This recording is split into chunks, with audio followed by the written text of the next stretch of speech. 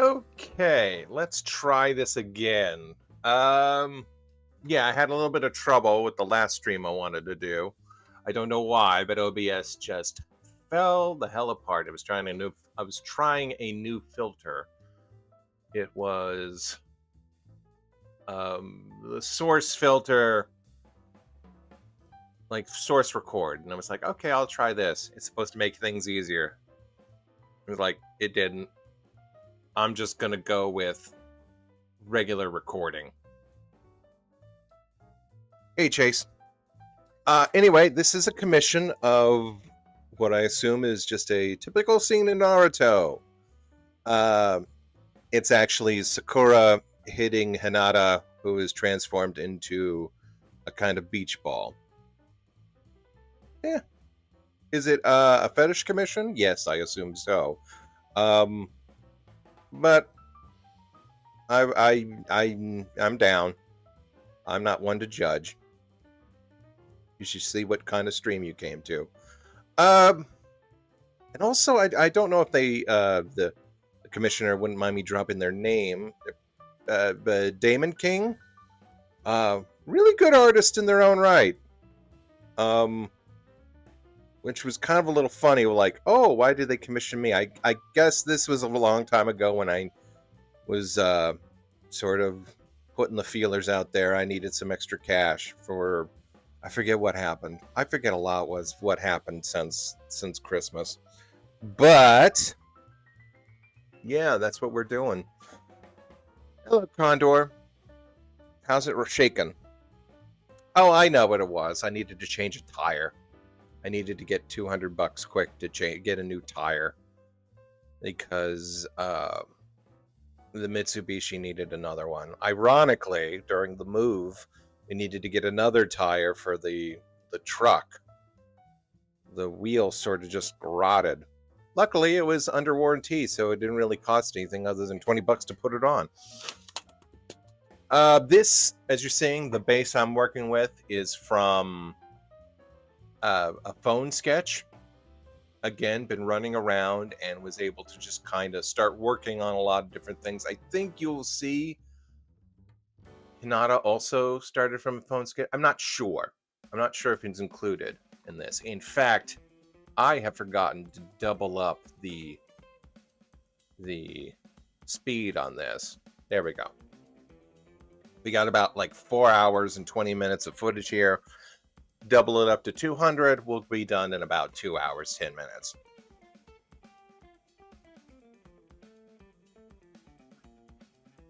And she's really booking. I'm curious about your history with the franchise, since I remember your joke about the top 10 theme songs about Bots Master. I'm not exactly seeing the correlation. Oh, Ninjas, isn't that the name? Isn't that the name for the aftermath of Naruto? Ah, okay. Okay, that's it. That's it. You know what? I'm gonna say that the only real thing I have, the connection with Naruto I have with, is I know it was on Cartoon Network for a while, and I remember one time they had an entire weekend dedicated to like running the whole series. I think they were either about to lose the license or were just trying to get the most out of the license that they had, so they spent a whole weekend. Pardon me, I'm going to take the time to clean up the kitchen a little bit. I know that they, yeah, so they ran a whole weekend. I saw the test in the forest, like maybe 2 episodes of that, where they were like in a forest, and it was their little test. And then the one thing I did get into was the when they had to find the 4th Hokage, the woman who uses her jutsu to appear younger than she is. They made her like that into sort of a thing. She was a gambler, and it was tracking down the legendary sucker or something like that. I remember that arc pretty well because I think I was over at a relative's house, and there was no other option just to like sit and like watch between the channels. I don't know what was happening on Nickelodeon or Disney or any of the other channels, my usual go-tos. Sci-Fi had nothing on. Comedy Central was running a bunch of reruns, so I watched that, got into it, so I think I finished that arc. And I also did see the battle where what battle was it? It was the one where the old Hokage, the beardy guy, like sort of like stole the main snake bad guy's ability to use his arms. There was like some weird like soul swapping thing going on there. And I was like, oh, okay, this is pretty cool. Okay, you get some interesting battles with that. Oh, and also Rock Lee. I was very interested in Rock Lee because, and if you, pardon me, I don't know if this video is still on there, but it basically, Plague of Gripes, YouTuber, artist, he released a Naruto video called Why Rock Lee Should Be the True Protagonist, where it sort of explains like, okay, well, here is this, Naruto, he's the protagonist because he's kind of just a goofy, he's the goofy fuck up of the Hidden Leaf Village, and he's just kind of he's yucking it up. And he basically like falls into like all his abilities. Like, what did the video explain it like? He gets the ability to make shadow clones, and the shadow clones also like grind XP for him. So he can learn like these amazing techniques in a short amount of time just by using. Oh, because he read from a forbidden scroll that taught him how to do the technique, and instead of erasing his mind, killing him would be another choice, but I'm sure there's some sort of jutsu that can control memories, so that would probably be a thing to do.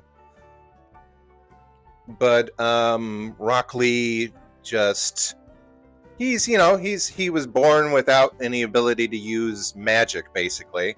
So he had to work on his physical body.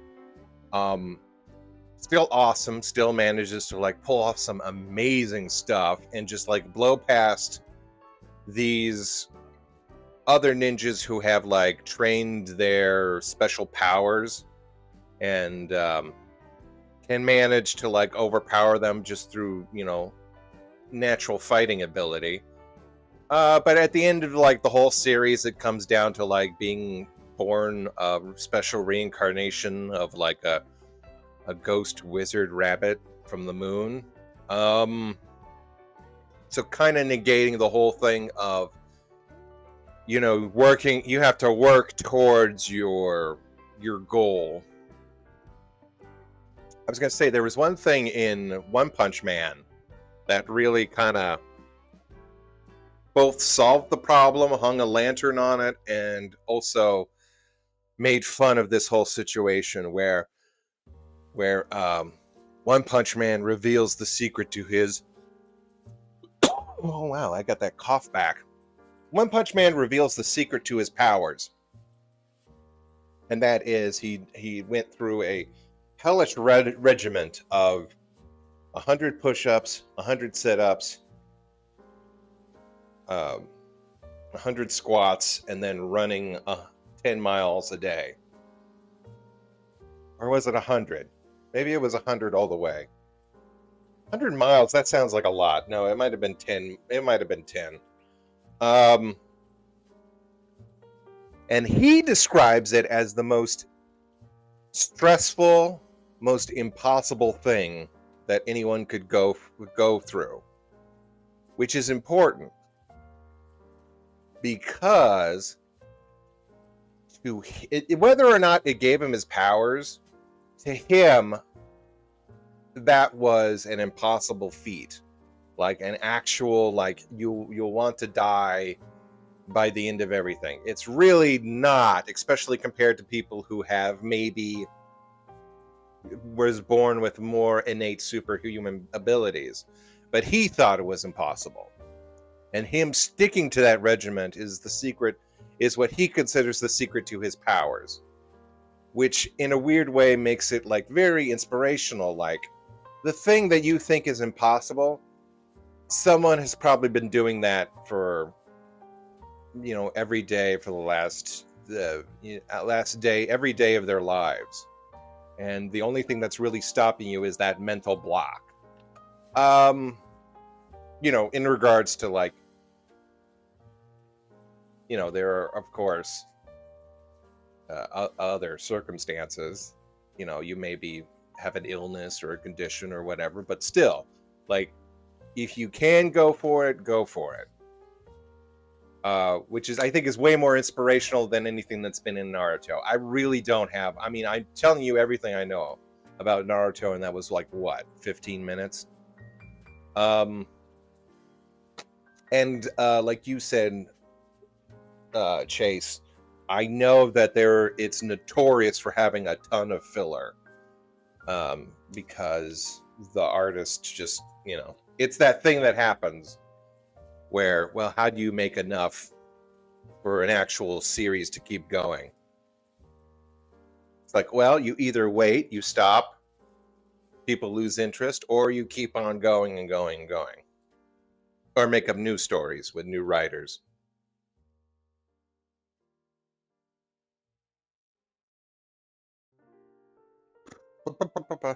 I have more fondness in my heart for Naruto the Abridged series.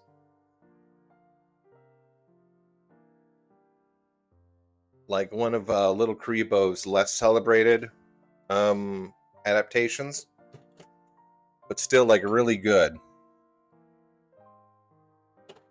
I can't stop pooping!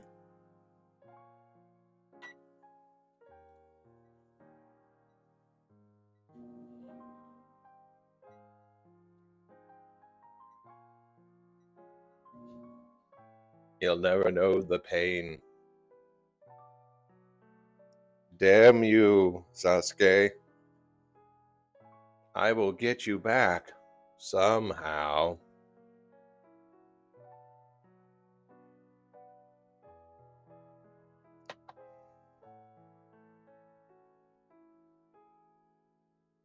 Hello. I'm at home after too much sushi. I haven't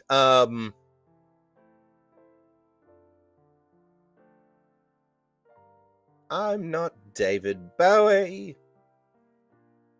Zabuza. Is that the water villain guy?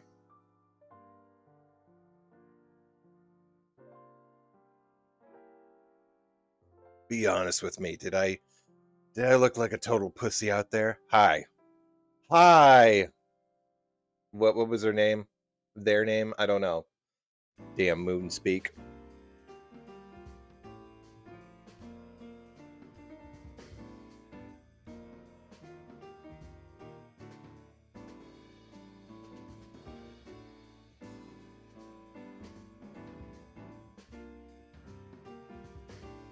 So anyway, yeah,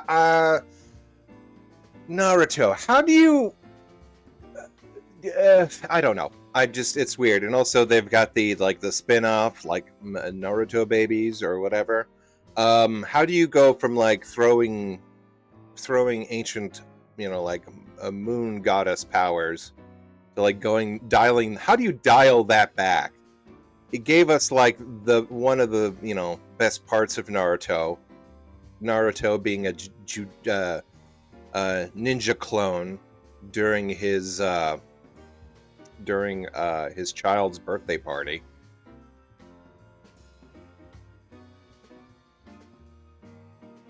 But anyway, yeah, check out that, for all extensive purposes, it's a Familiar Faces on Rock Lee by Plague of Grapes. Plague of Gripes, pardon me. Grapes. I always get jealous when people like, it's like, oh, well, yeah, that's a great familiar faces, which I wish I made it.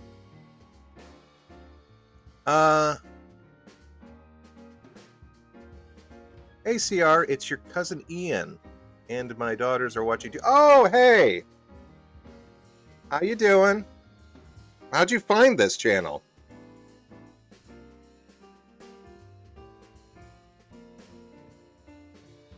That's cool.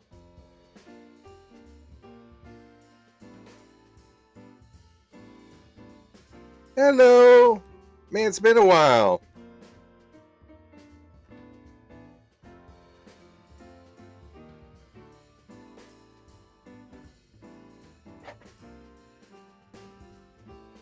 Yeah. How you doing? Wow, it's weird having family on the stream. Not, I knew your channel for a long time. Okay, cool.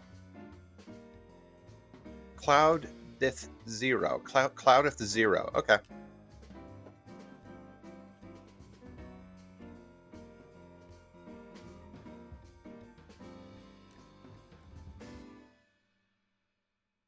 Oh, cool. Okay.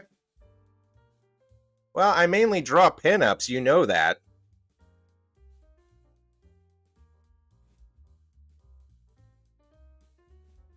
Anyway, so cool. Well, everyone say hello to my cousin and my niece, extensively a niece. Not I always treated Danica and the twins and Tommy as nieces and nephews.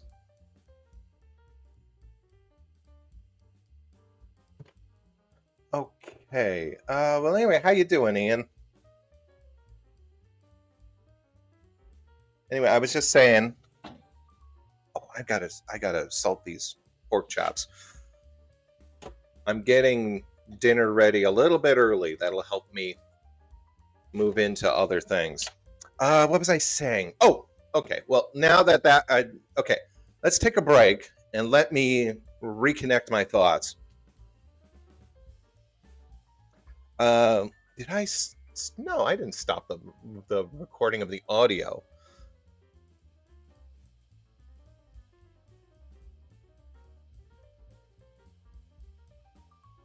Hinata will be a round beach ball. You know that, Airwolf.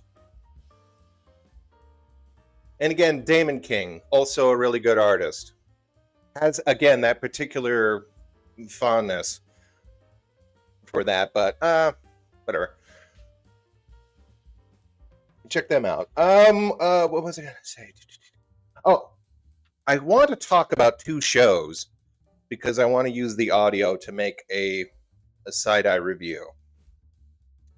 I guess while we're talking about anime, we can talk about one of the weird anime. I stumbled upon this while looking for footage. Again, speaking of weird animes, I did check out a show called I May Be a Guild Receptionist, but I'll solo any boss to clock out on time. Oh, wait, what was this? Hey, CR, I was curious if you or YouTube took down an old video, Fluffy and Uranus. Yeah, I think they did. I think they did take that down just because, I don't know, it was old. It was an old video. They probably copyright struck it. I could remake it. It wouldn't be that hard. I just need to find the old script. I could probably do better, but with new audio and import higher clips.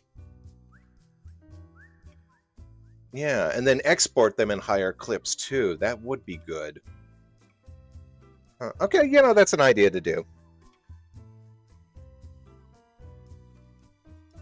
But anyway, the show I was talking about, it's called I May Be a Guild Receptionist, but I'll solo any boss the clock out on time. It's one of those animes with the absurdly long names now. I don't know why. I've made fun of them before. I've my handmaiden is a washing machine or something like that. It's not an isekai or one of those stories where you fall into another universe. There was another one I was looking through the catalog, and they did have. Let's see. I'm a headhunt. I don't know these titles. I think the basic gist of it was that they worked as a salaryman in our world, and then ended up working as a salaryman in a fantasy world. And the image is him sitting at a bar with like a naga, like a snake woman or whatever. So I see these things and I sort of rolled my eyes at them. And I'm like, you know what? Fine, I'll just check this one out. Turned out to be not that bad.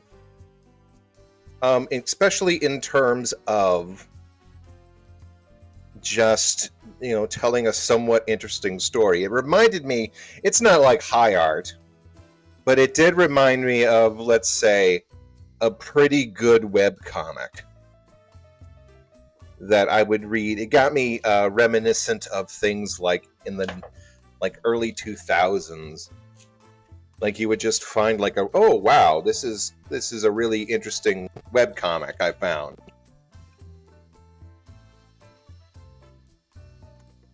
My mind is slipping. I'm trying to think about what that would be. What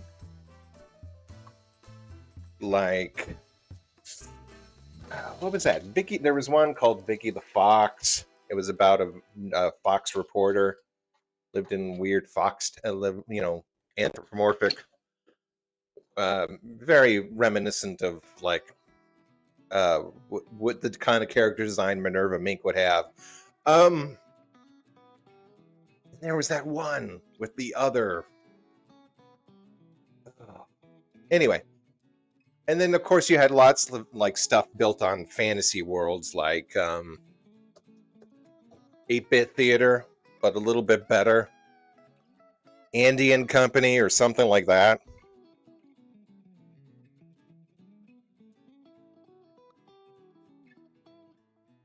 But anyway, this is not an isekai. Everyone lives in the world they come from. But it's one of those weird things that it's totally based off Japanese RPGs. Everyone has weird powers. It's kind of it's always weird how they do X-Men but don't do X-Men. In My Hero, it's quirks. Everyone is from a certain some sort of evolutionary explosion that happened in the population. Everyone has quirks. In this world, you're just, you just sometimes are given an ability. And those abilities have different hierarchies. You've got lower abilities like magic. You know what? Actually, weird tangent. I don't know what the point of being a wizard is. There is a mage character, a black mage, and there's a white mage. They're both mages. I don't know what the point of that is. Can you learn magic and other spells in this universe? They don't go into that. They made a really big deal about how some people are just given a superpower. The one character has the ability to make any shield he uses almost impenetrable. One guy has the ability to take over monsters' minds and have them fight for him. Another person has the ability to spontaneously create cages. And then sometimes some abilities are just weapons, as is the case with our heroine.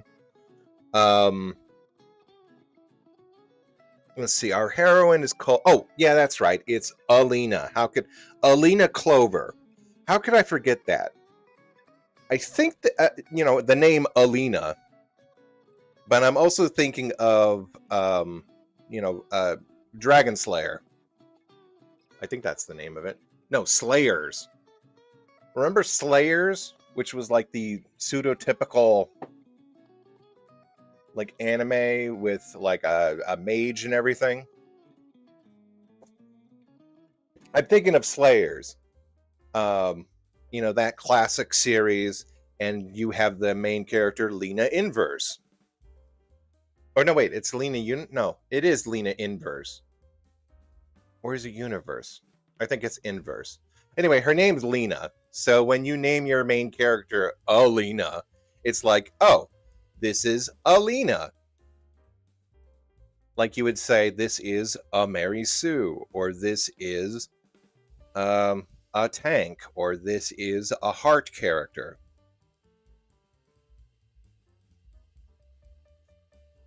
So I just thought it was like a weird idea. She's got the same sort of issue.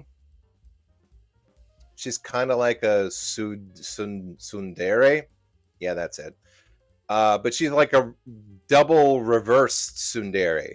She is the titular guild receptionist.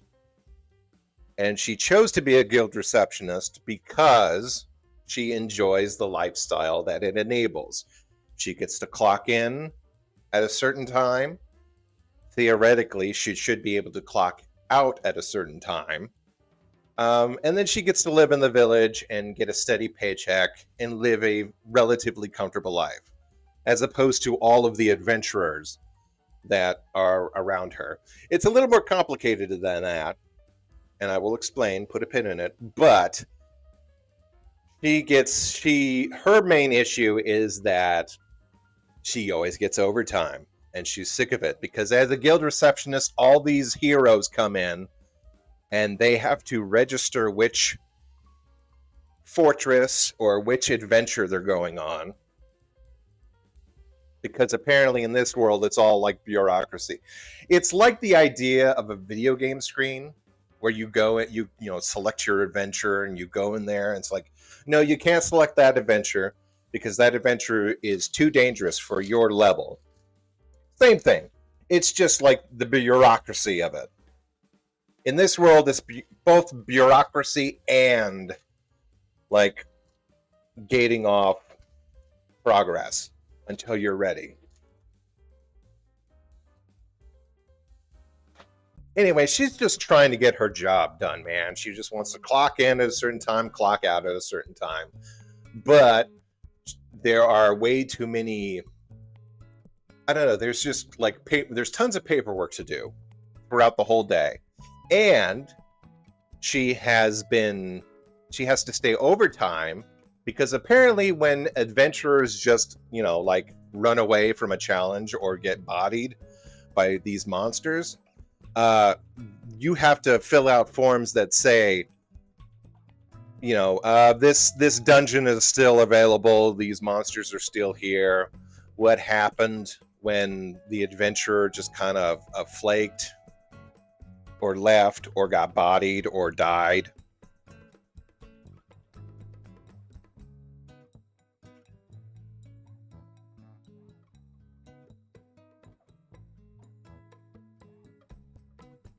I was just looking at the comments. Have I heard of The Laughing Salesman? I heard that wasn't such a good series. I heard people were saying that was like a real kind of... I don't know why. I'll have to look into it. Sounds just like a usual...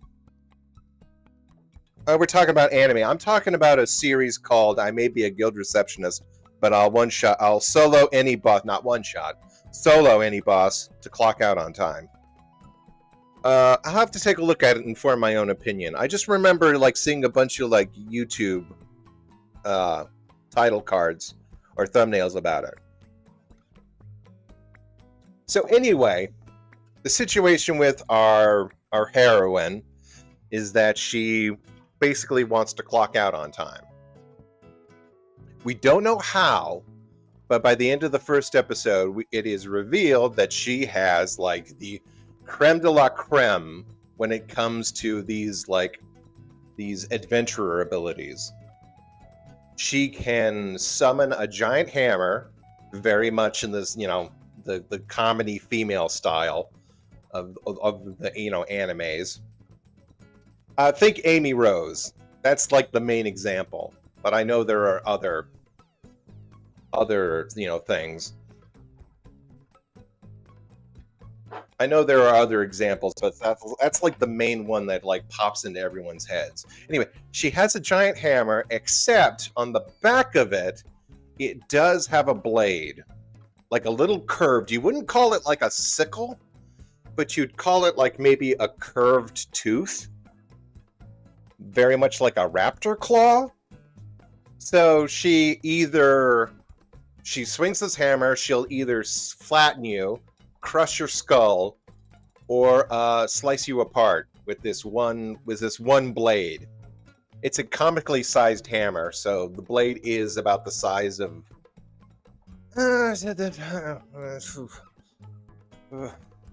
it's big. I wouldn't describe it as a sickle, but it's pretty big. So she decides to moonlight, that's it. Oh man, why haven't they created like the Gaslight Knight?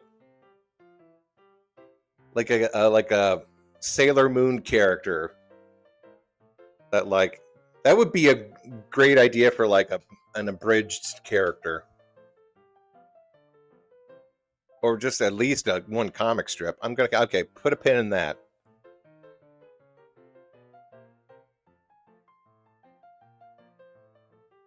But anyway, she gets her own little costume.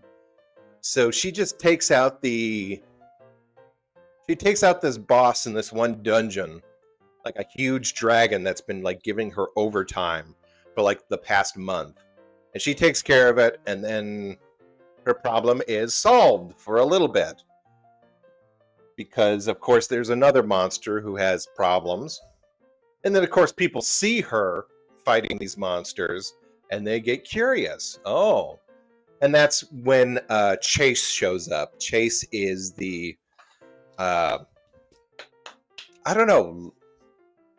guy who like love interest. He makes it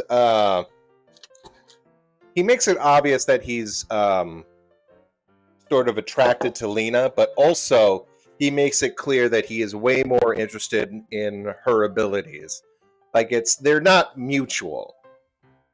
And he isn't like sleazy or weird. He's just kind of like a generic kind of like guy, really. From what I've seen on the show, he's just kind of, I don't know, he's cool. He's not like a space dandy or a Naruto or anything. Again, I couldn't really like put a descriptor on him.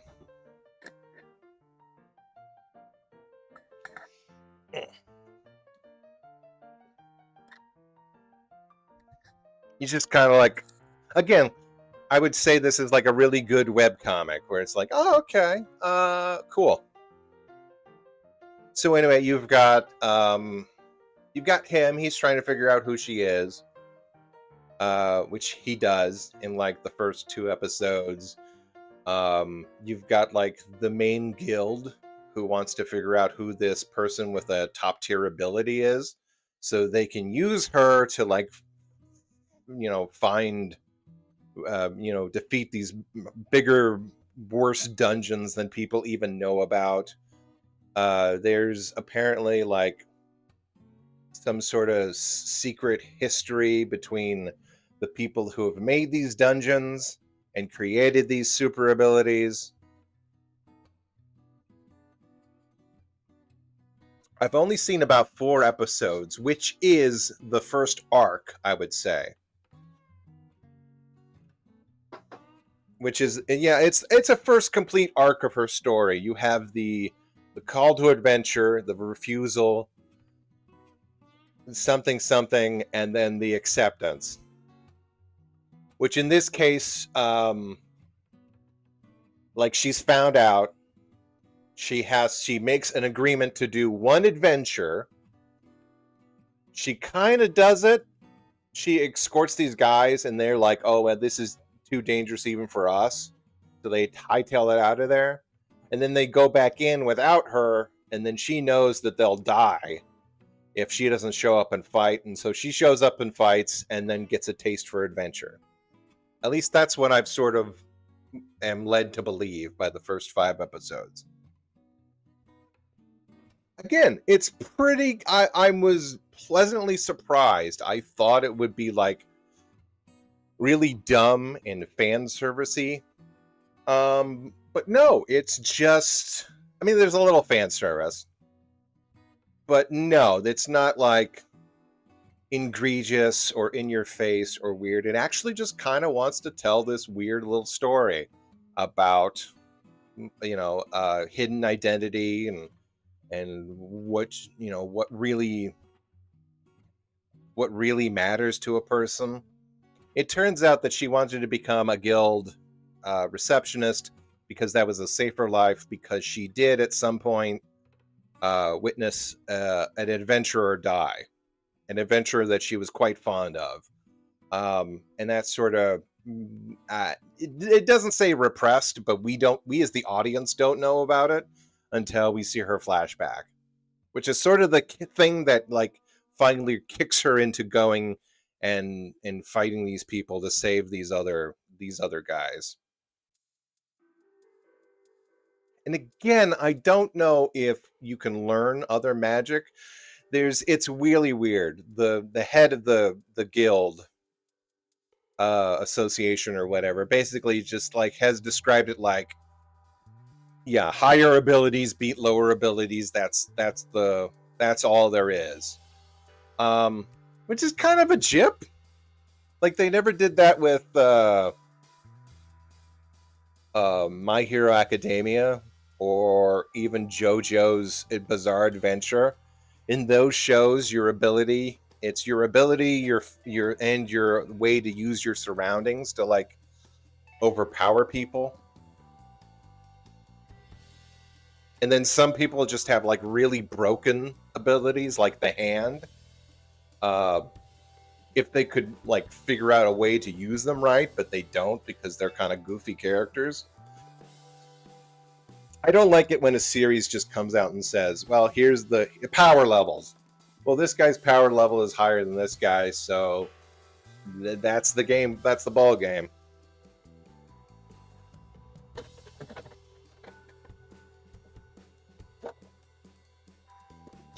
But then again, that's a minor complaint. The story that was told, I don't know how they would keep it going unless they do have that insane power creep. But like I said, the first arc was interesting enough. It was just a story about, someone who wants a quiet life, but then finds out that, yeah, they need to help save people. The art style is fine. It seems to be typical of like what's like the just typical anime. I couldn't put a name to it. Like, about like the 80s style and the 90s style with like the oversized eyeballs. This is just, I don't know. I couldn't even name an artist that I would say the style is reminiscent of.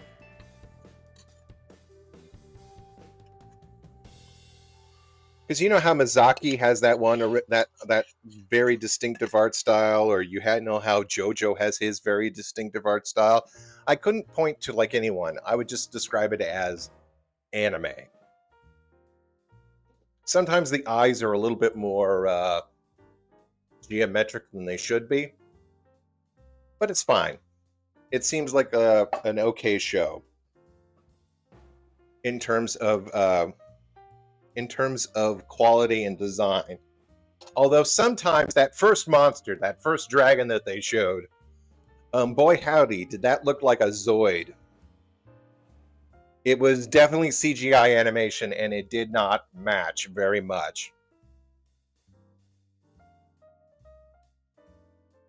You could again, it was a little bit of an issue where it looked like way too artificial. Which that's not the point. The point is that the show doesn't take place in a video game. If it did, I would be like, oh, okay, cool. Maybe it does take place in a video game. They do find an artifact that is a contract. And contracts are basically quests. So they do find an artifact, they break it open. There's this screen of light, basically like a UI interface. And it does say like it's a contract for an adventure. Does it take place in a video game? I don't know.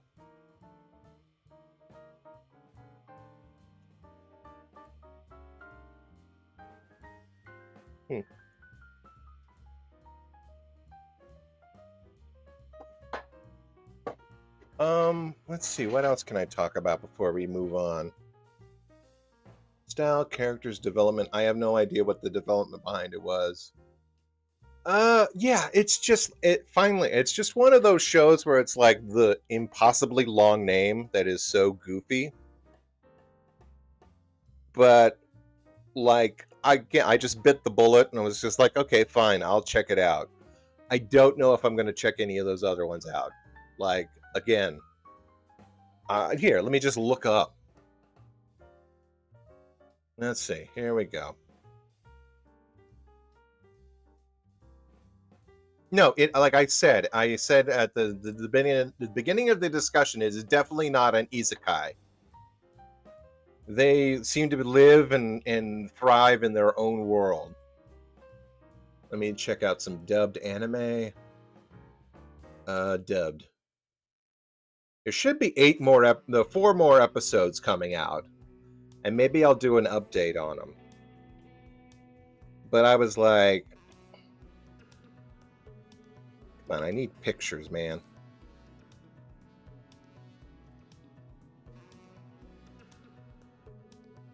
Here. Wait, what's this? Metropolis, City of Music.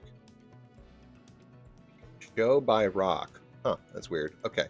And then you got Detective Conan, stuff like that. Oh, cool. I think they just added another one. Let me find it. No, it's in subbed. What about dubbed? Where is it? Where's the dub?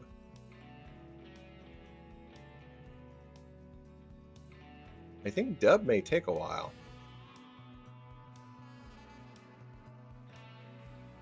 Okay, but Loner Life in Another World, that's some random thing.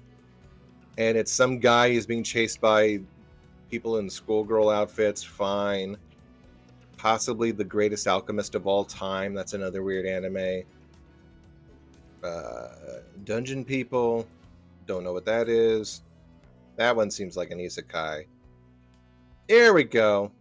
Yeah, they totally added another episode. The 5th episode.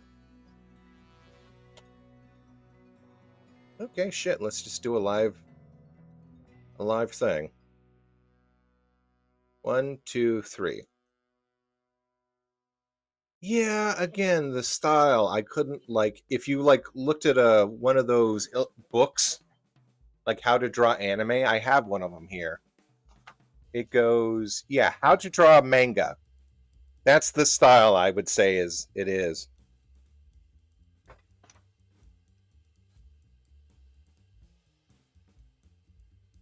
Oh, did it take a dip in quality? No, not really. Okay, it just like sometimes the quality shifts between art style.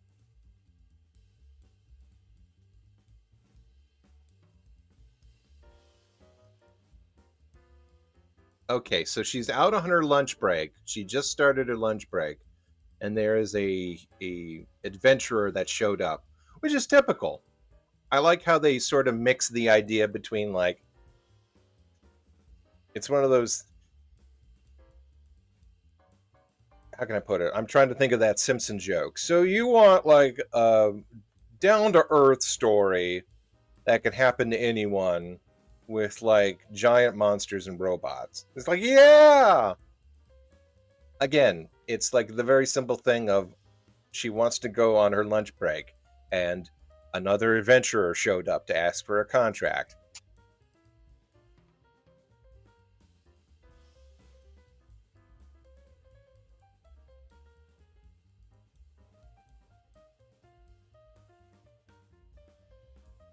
Oh, and there's like a 3-day adventure, a 3-day event. She just dropped the name 3-day event, which makes it sound like a comic, a video game. Damn, losing my mind.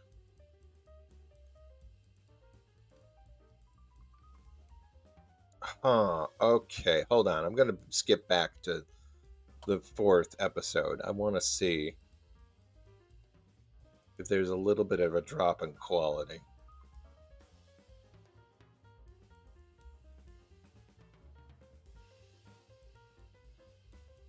Uh,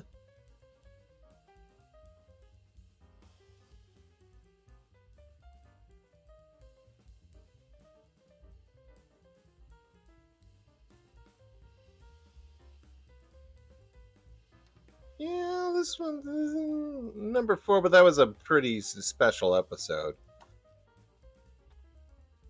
I know sometimes they have a hard time keeping up with different things. Oh God, what was that one anime? Uh, Spirals, the town that hated spirals. Uh,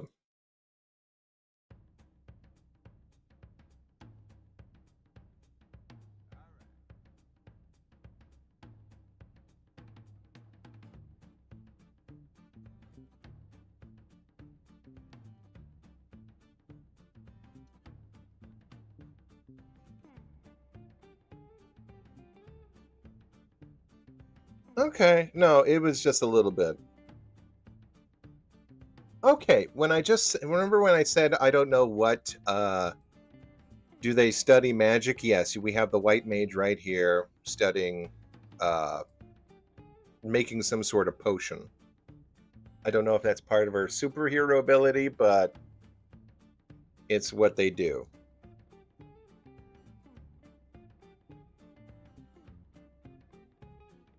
Also, that's weird. That would also imply that there's the power, like a power, there must be like multiples of the same kind.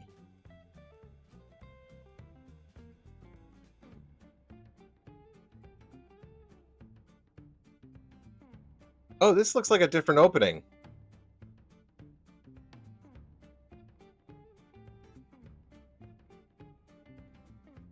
Mm,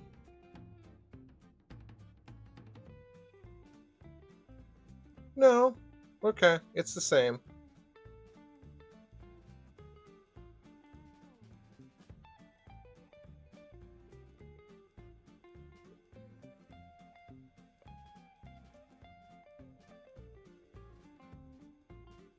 Let's see. They're going to the titular sweet shop. Okay, and one of these treats looks extremely phallic.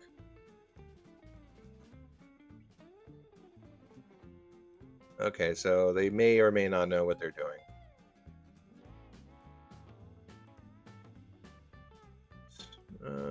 Okay, it looks like she met a new receptionist in this episode and took her out for a for lunch or coffee or tea or whatever the hell people do in Japan.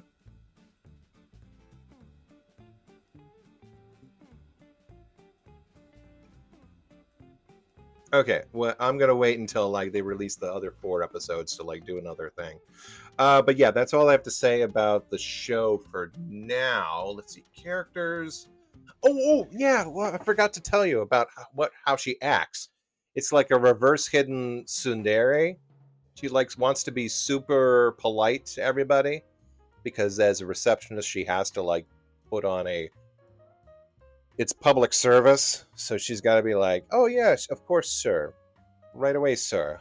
Sometimes someone will come in and be like super pompous about who they are as an adventurer, Um, and then like she gets like super frustrated because she needs to follow protocol. Like, please just like show me your badge, and so I can get your number down and just get you the hell out of here.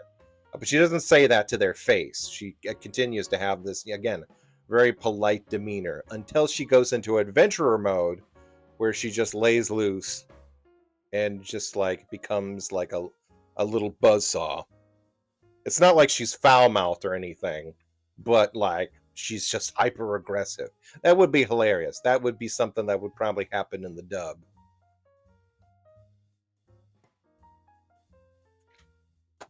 Well, the dub, I meant a bridge series. It would happen in the dub maybe in like the early 80s. Remember when they always. There was some sort of weird thing that happened in the early days of anime where they either tried to sanitize it to like make little kids interested in it, or they tried to like add swear words to make it seem like an older audience would like to watch it. But anyway, there's a lot of comedy with her playing off of the image of her being a nice, calm, a very patient receptionist, and just her inner monologue of like, get the hell out of here. All I want to do is go home and eat and take a bubble bath and read a book. I think it would actually add a lot to her character if she wore glasses. She doesn't. But I think if she did wear glasses, it would make the whole like I don't know, be a little bit more of surprise that she was like this heavyweight, like superpower ability user. And again, it worked for like Bayonetta and stuff.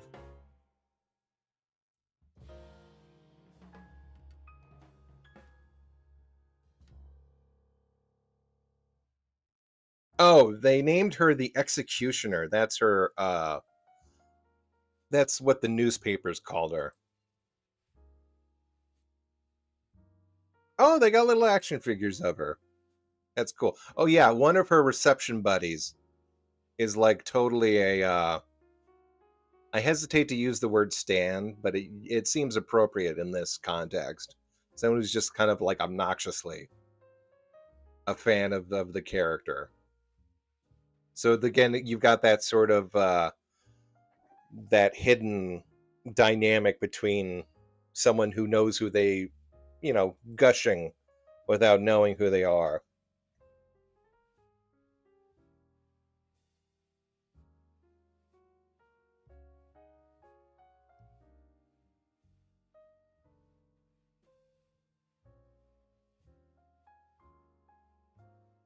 So yeah, do I recommend it? I don't know. There may be better versions of this story running around out there, but I would definitely say I'm interested in this one, and I'm going to maybe check out the other 4 episodes and give you guys a report back. Okay, that is the side eye for that one.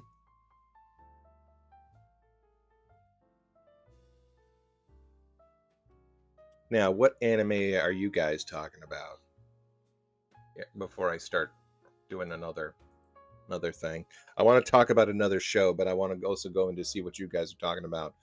The Blue Rangers played by the Spanish.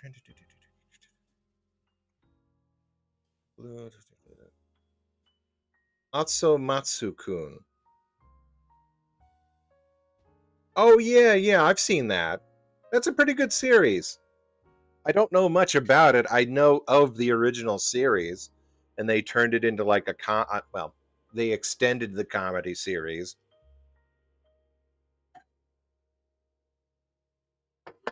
All the guys are like blue and red, and yeah, yeah. There he is.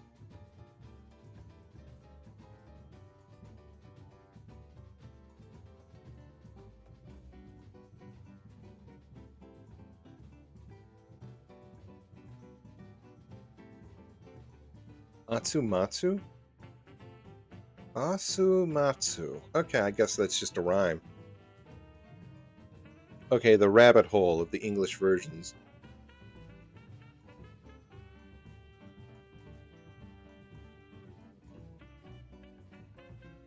Okay, I'm gonna have to watch this video later.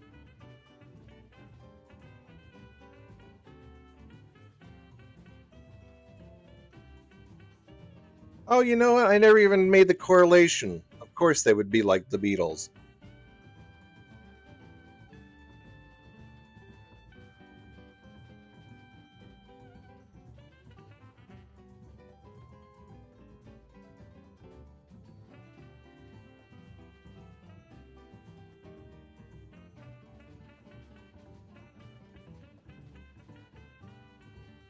Well, I wouldn't call it I don't know if it's a pun or not because they don't speak the language, but it definitely like rhymes in a funny way. Atsumatsu.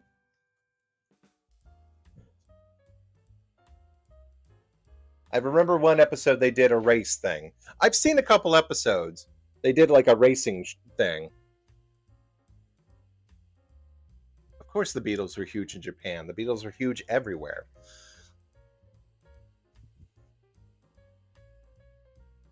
Oh, is someone here? No. Not in front of my house, anyway. Spent all day yesterday. I died when I came home. I was going to stream a little bit, but I just died. We've been cleaning up the house. We found some realtors, and we're happy with them. And we're getting there. I spent the day taking out brackets that all the curtains used to hang on to. And yeah, I thought it would be easy, but it was kind of a pain in the ass because you're trying not to scrape all the paint that's on there. And then I did the front and backyard, and it was just like it was go go go until like maybe we got home at 5 o'clock.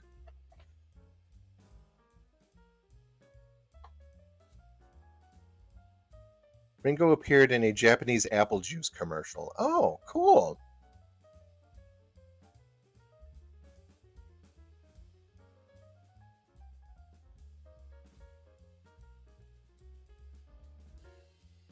I want to hold your hand. I want to hold your hand. Because Ringo is the Japanese word for apple. Okay.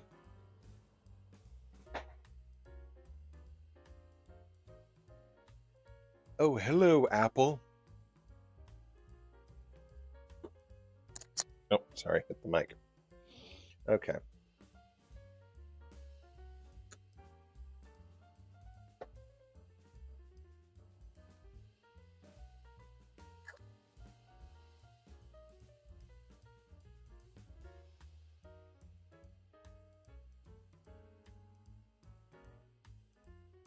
Oh no, Billy Kametz.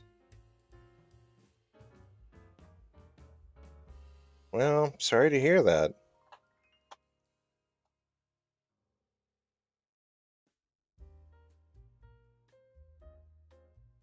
The Tommy Lee Jones Boss Coffee commercials. Isn't that what I thought he was like a school teacher? Yeah, he was like a school teacher. He destroyed the eraser with his laser beam eyes.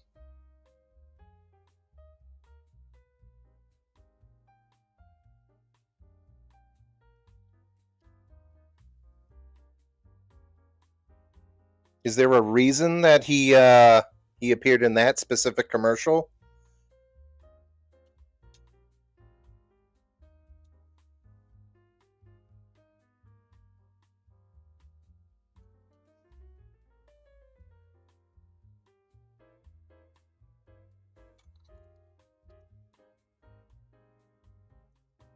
Because now if your name sounds like the Japanese word for something, then sure, appear in that commercial.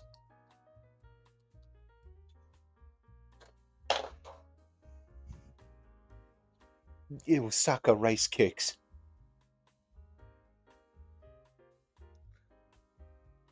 Oh, I've always wanted to try Wilkins coffee. Of course, of course.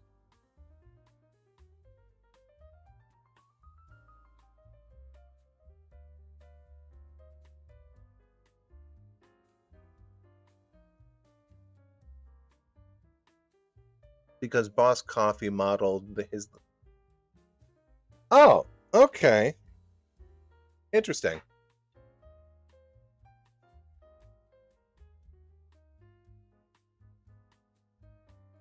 Knife goes in, guts go out. Okay, let's see. I'm setting up. I'm going to record a few more scenarios with Goosebumps. The Goosebumps board. Come on, turn on.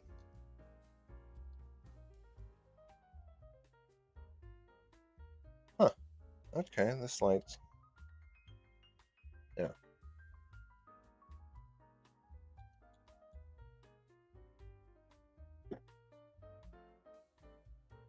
Mr. Sparkles. The new game. What are we talking about? A new game. Oh, did I hear about the Samurai Pizza Cat games? Yes. It looks interesting. It looks like a weird cross between a platformer and an RPG. There's like an upgrade scale. There's an upgrade tree and characters like from the original game. Not game, series. I wonder if they can get the original cast. What was it? Famously the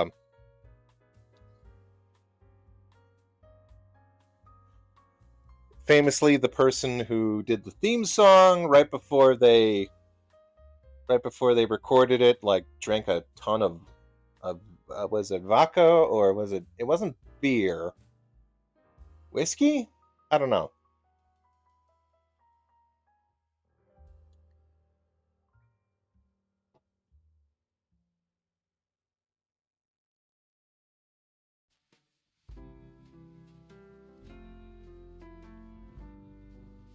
The fox was remade as a rat.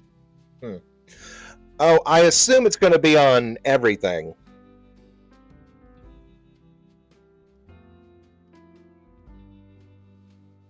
It's going to be on all consoles and PC. Okay, very good. Yeah, I assumed if it was going to be on, it was going to be on like everything. Yeah, I saw that. It looks good. I'm interested in the weird. It looks like you run around on an overmap, and then you have a chance to do these random encounters. Okay, you know what? It seems like a modified version of the Zelda 2 engine, or the Zelda 2 combat system, where you run around in an overworld. You can have random encounters. The encounters then take place on some sort of like 2D board, with like a group of enemies, and then then you can like upgrade all your weapons and abilities and stuff. And it looks like you can switch on the fly between the cats.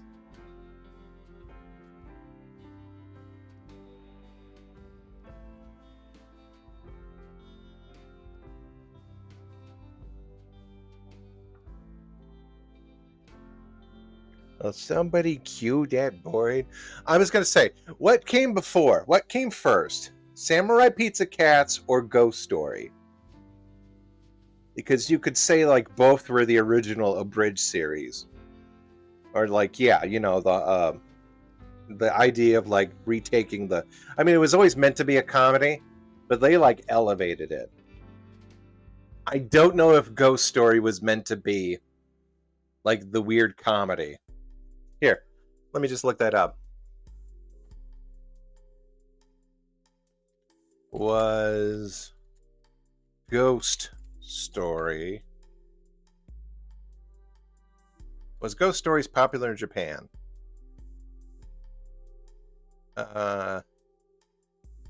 Was Ghost Stories meant to be a comedy? Rub me harder. Was this series dub considered to be funny? In 2018, Land is considered to be by fans the most funniest dub ever because the original Japanese version came to be a flop in Japan, so that the producers told ADV to create a dub as long as the characters and names and stories and plots and settings were kept. The result was what the fans of one of the most polarizing and funniest dubs ever made.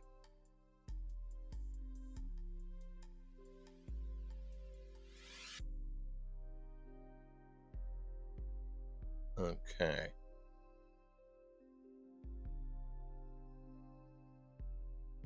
Wait, there was a 4 kids version of it too? Okay, well, and apparently it was lame. I just want to know if it was supposed to be a comedy or not in Japan. But it's supposed to be meant to be a comedy in Japan. No, Ghost Stories was primarily not intended. Okay, so in the Japanese, in the original Japanese, it was not supposed to be a comedy, and apparently, like people like Cage just said, it was people use the word flop, but apparently it was just moderately successful. And it basically came down to, I guess, the dubbing the original company like gave it to like be dubbed and just said do whatever you want as long as you keep all the original names. So the dub just went ham with it.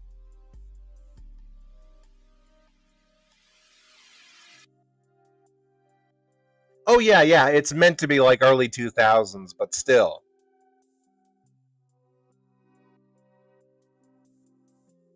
It's kind of like they saw what South Park was doing and was like, "Hey, let's just make our own South Park version of Ghost Story." Man, what if they made new Ghost Stories, but like in that weird South Park style? Not that South Park is doing great things now, so you might as well, hand the style off to someone. Apparently, there was a 4 kids dub. Same thing with Shin Chan. I know there was a sanitized version of Shin Chan that like ran on something, the Fox box or whatever. Um, or no, it was Fox Kids. It was Fox Kids. I remember because they tried to make a sanitized version of it, uh, starring like Kat Sose um, and then Adult Swim did like a more faithful dub of the original.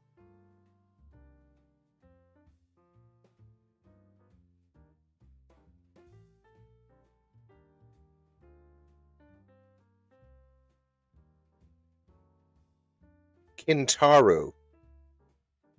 Who's Kintaru?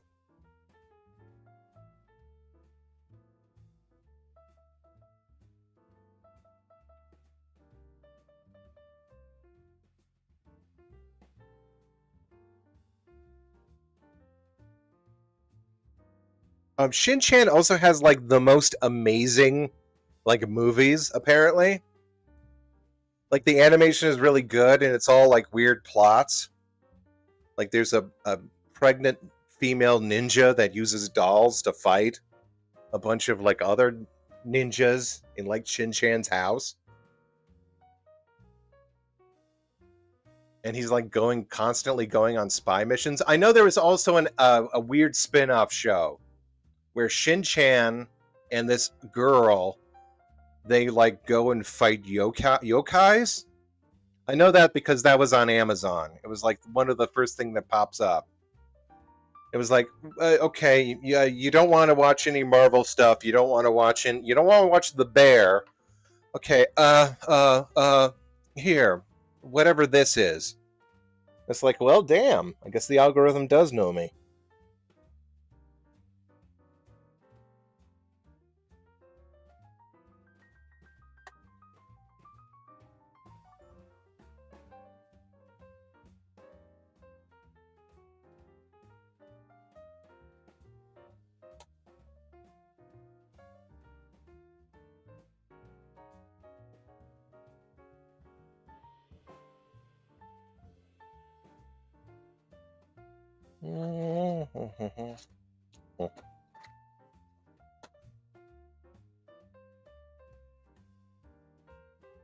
Kentaro was the little brother on Ghost Stories, and he was talking about how hot Raven was. Okay. Raven from Teen Titans or Raven Simone? Early 2000s. No, I don't know. I was just spitting. I was just spitballing. Like, okay, what's a show that sounds like I should be interested in, but I don't watch? Oh, Common Side Effects is great. I don't want to. I will discuss that when I see the full show. But man, is it good so far.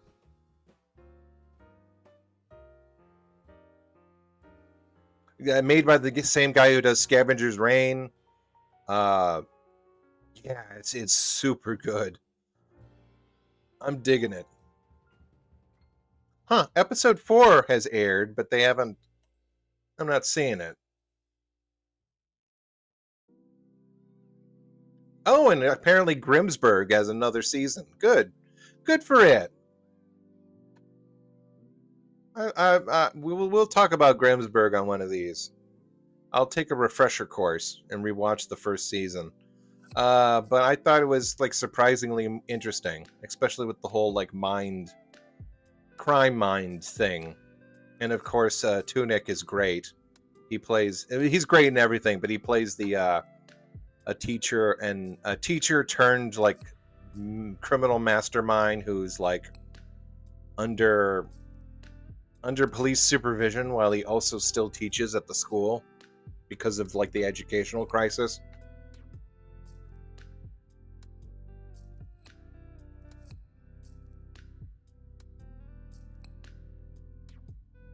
Yeah, Crapopolis has been running okay. It's fine.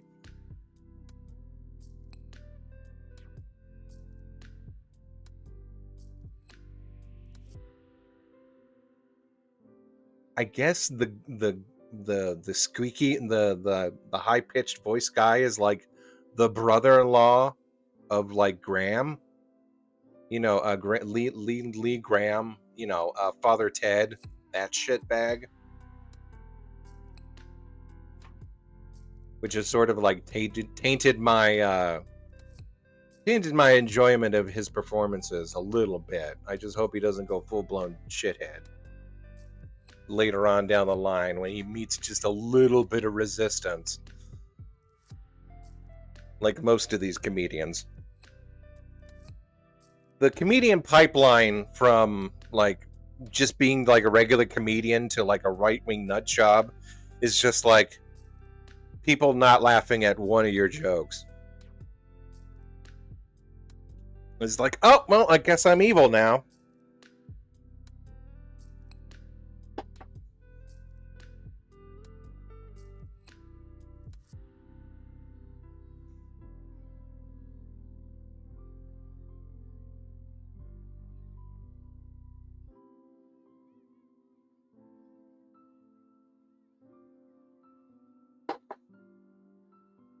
Or you try to write a series of novels after your, earlier success with like a children's book, and then people immediately recognize how your writing style is crap. So instead of getting better, you just like double down on being a like transphobic shithead.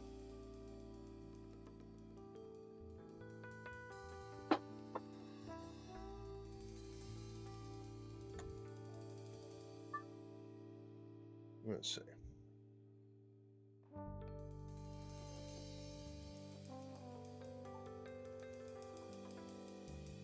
Speaking of things, F for Family is actually really good. I wasn't interested in checking it out until I saw the funeral episode, and the funeral home episode, but the episode before that, the events that lead up to it, also are pretty good. I may have to check that out. And then Bill Burr just seems like a good egg. I was on the fence a little bit, but he seems cool.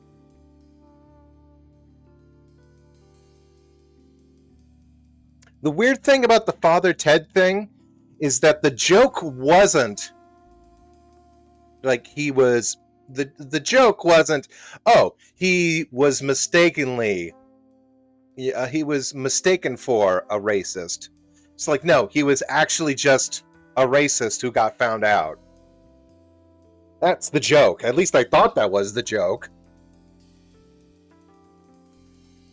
I'm so glad I didn't let people bully me into like putting that on a list. People were like, how could you make a top Irish characters list without Father Ted? And I was like, well, first of all, no one's heard of Father Ted. I can say that with pride now.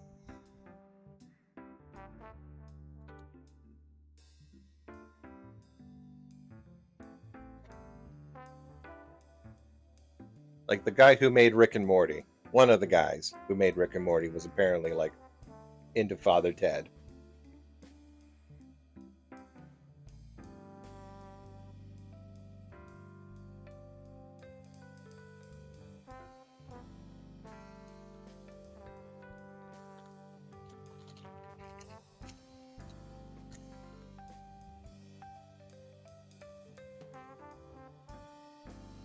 Okay, now what I want to talk about now is I want to talk about the rest of Spider-Man. Friendly Neighborhood Spider-Man. Speaking of people that may have gotten into trouble for like opening their yap about woke stuff. Hudson Thames. Okay, that's a made-up name. I did see the rest of the Friendly Neighborhood Spider-Man show.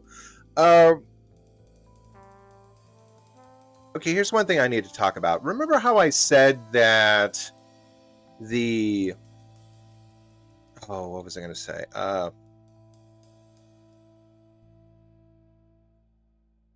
Remember how I said, oh, the Spider-Man or the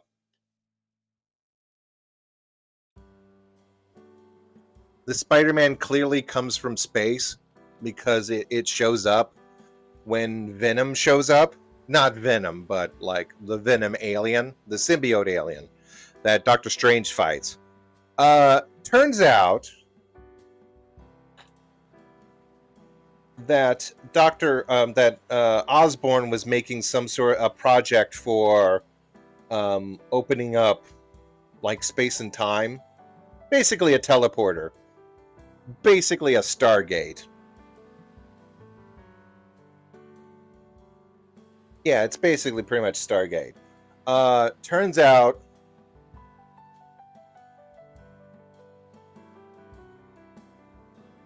yeah, it's a closed time loop.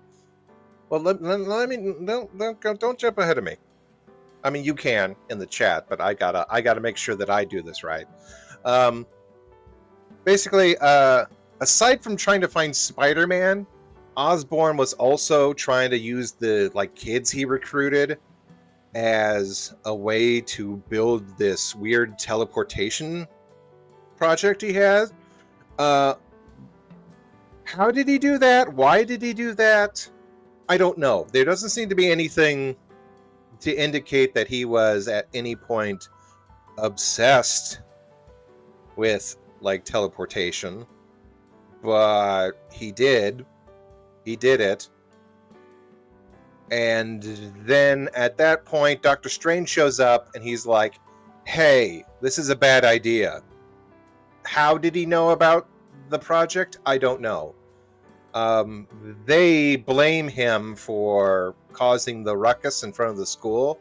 And he's all like, I don't know what you're talking about. I was never at the school.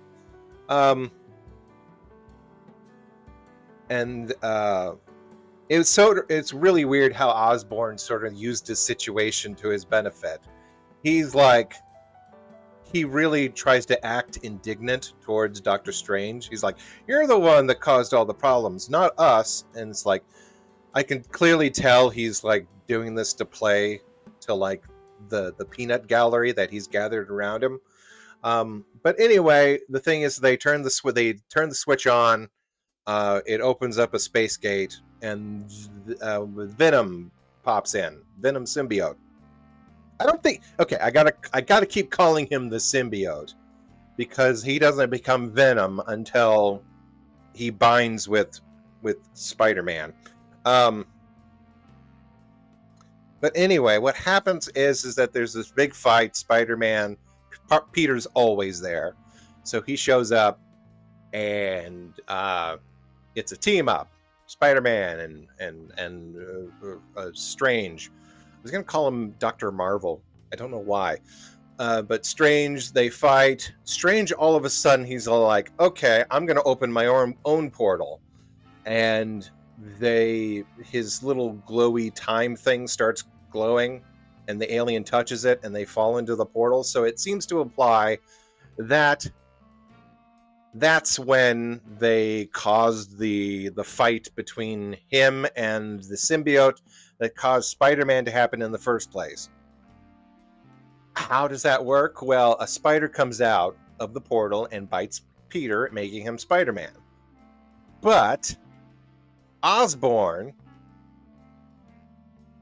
the only reason why he's Spider-Man is because of that spider, and you just assume that it's like a space spider because it's also has the same coloring of Venom. Turns out, Oswald, I was going to call him Copperpot, but Ozzy, he takes Peter's blood without him knowing. Well, with him knowing it, basically. He gets his ass kicked in a fight with Scorpion because Dr. Octopus is giving all these nut jobs or these advanced weapons to try to prove that he's better than Oscorp. Anyway, I've said Oz so many times I don't even know.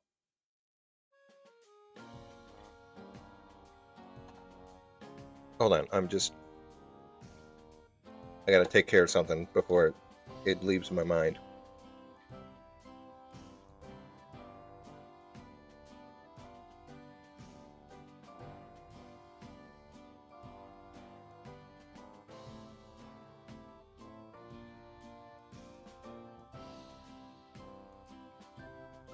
Yeah, it's a bootstrap paradox, which implies. Okay, well.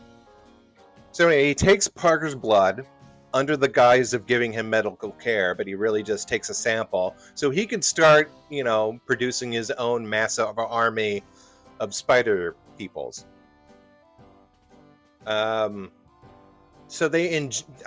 it looks like they're just start injecting the blood from Parker into different spiders and not like, I don't know, do something to splice it. It's shorthand. It's basically shorthand for the audience to be like, hey, that thing, it came out of Peter. We're putting it in spiders now. And just trying to like genetically engineer them. Which is sort of weird. I guess that's what happened.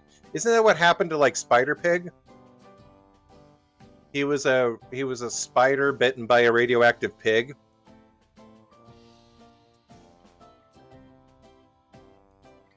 Would I do a reaction video one of these days? Sure, I could totally do that.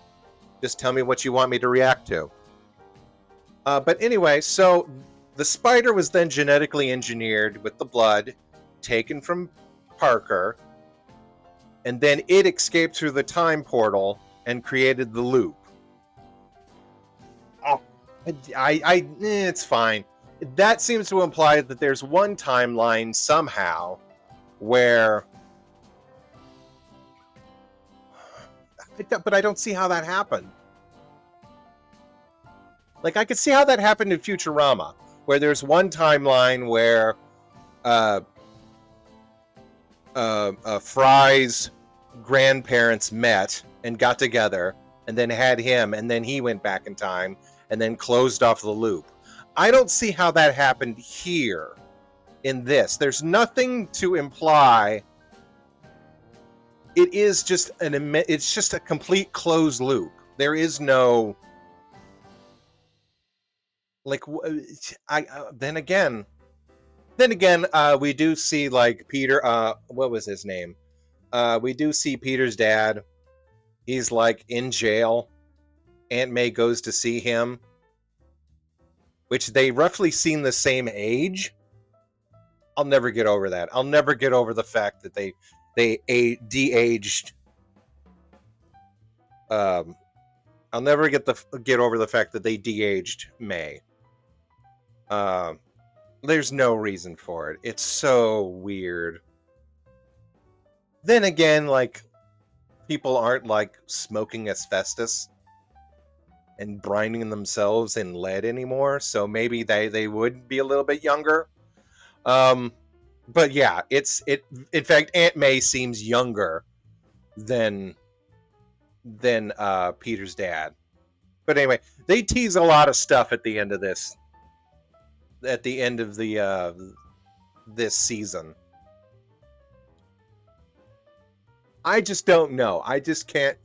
I'm a little confused about how it goes from here, or how there was even a Spider-Man to begin with. Freeman's Mind? Okay, well, we'll take a look at that sometime. We'll see. And of course, there's plenty of drama. Miko does find out at some point that Spider-Man, Peter is Spider-Man. Here, let me take another run at that. Miko does find out at some point that Peter is Spider-Man because his backpack literally explodes.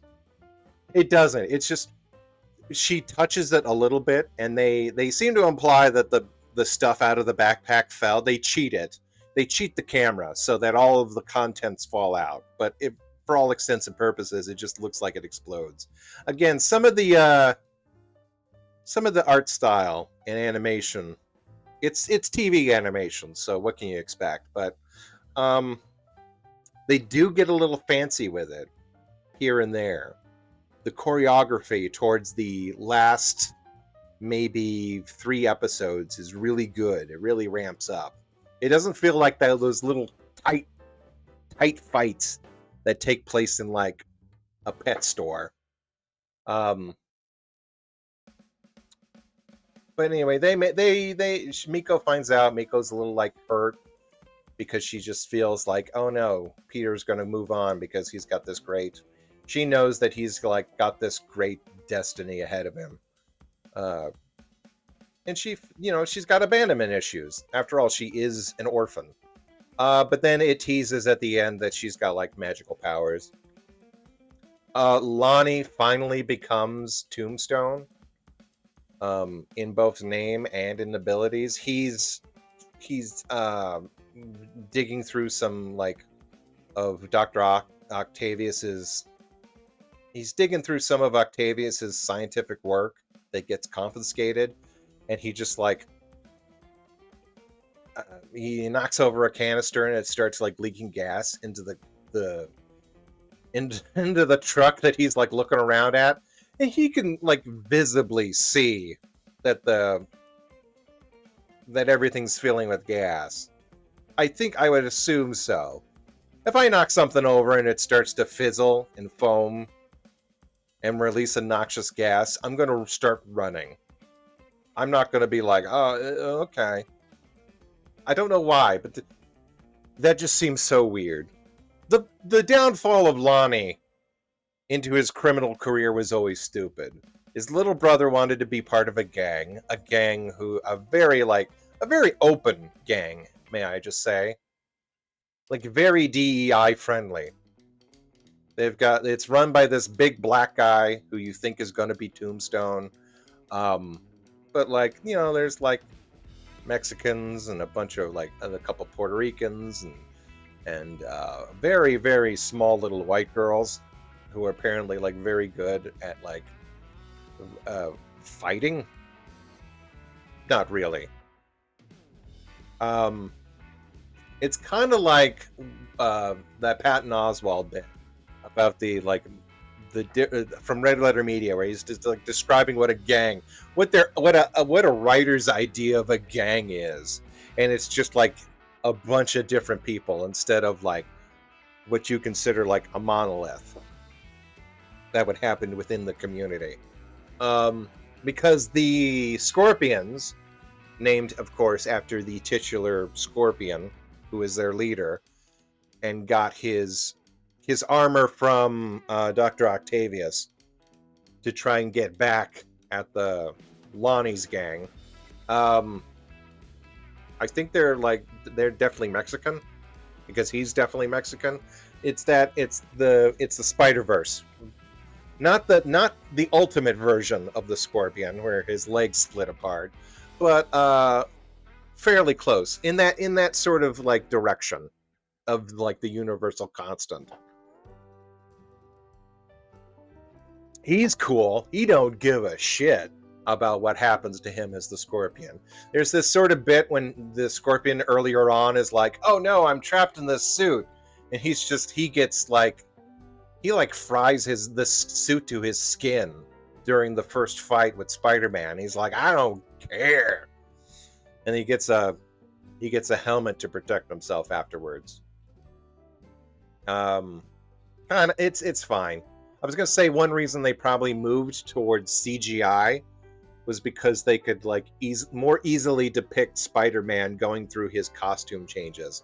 He gets his first starting outfit, which is a jersey, and then moves to a white suit that Osborn makes for him, and then moves on to the regular Spider-Man suit that Harry has made for him. But anyway, Lonnie joins the gang because his little brother tries to join the gang, and he tries to keep his little brother safe. His little brother's an absolute shit about it. Like really throwing it in his face when Lonnie he gets cut from school for like leaving, for like ditching class and ditching the football team. There's this like they lose the championship because he's not there to be the quarterback, and there is just this when they say that, oh well, we had a good season but we didn't win. There's a shot of like the jock, like the jock and two other like kids at school. They just like embrace, like someone's actually died. It was like, huh, okay. It just seems super corny to me. It was not supposed to be funny, but I just ended up laughing my ass off. Again, it's shorthand for the metaphor of losing Lonnie, and then his sort of him losing his potential to a life of crime. That's the sort of like emotional subtext of that moment, but like the actual text of the situation is some guy got sad hearing that his football team didn't make the championship and he needed to be consoled. The series, by the end of it, like I said, they tease a bunch of stuff and they do it like in a really heavy-handed kind of melodramatic way that made it feel like did you see it? Did you clap when you saw the thing? There's like, for some reason, Dr. Octavius, he's this big dork.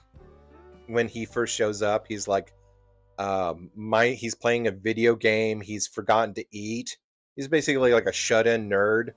And then when the police show up to like fight him, he handles them really easily, but he's like tripping over his own feet, trying to do like cute little things with like all his gadgets. And then at the end, it shows him and he's plastered his cell wall with like drawings of the tentacles.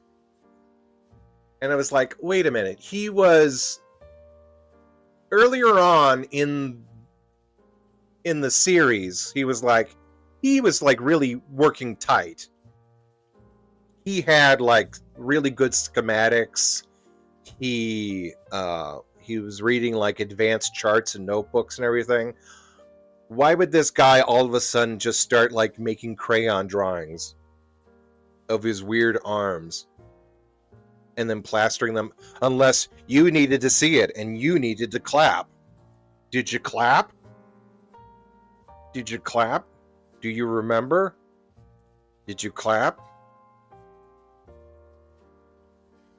Um, I was gonna say Dr. Octavius is pretty interesting in this.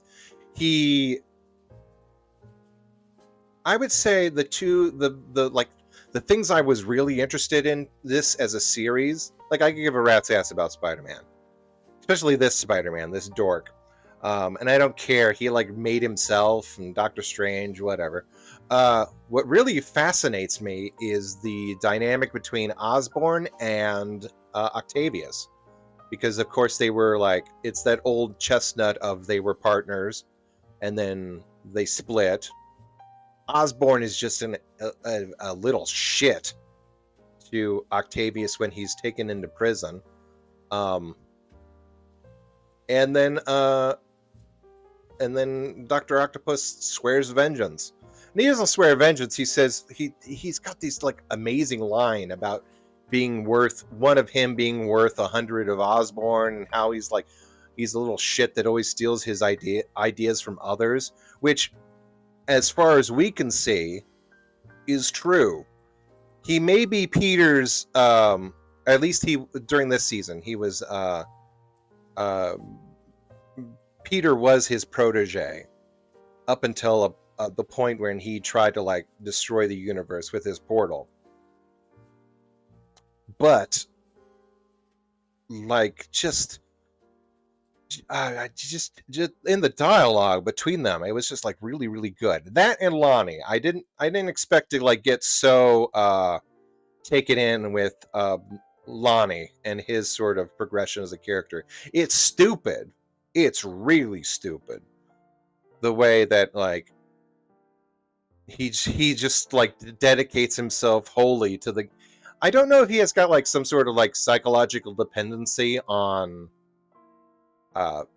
being in a group, or like wanting to be like part of a family. He shouldn't. He's got a family at home.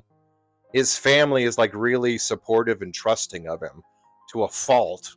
Like he's given these excuses to his mom about like going and spending extra time studying. His family apparently doesn't know that the football team, they don't go to his I guess playoffs or anything, so they don't know that either he's like, they don't know that he's off the football team, or thinks he's studying for his GDD or something. It's so weird. And he also seems to be on a friendly basis with Spider-Man, because he's the one that helps he helps defeat Scorpion.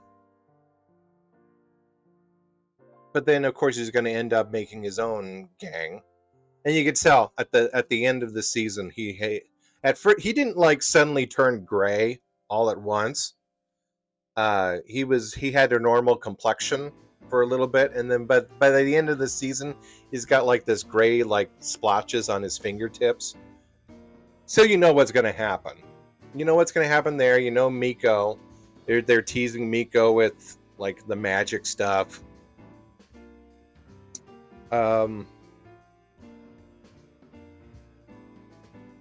Okay, see you, Cage. You take care. Let's see, what time? What's the timer on this?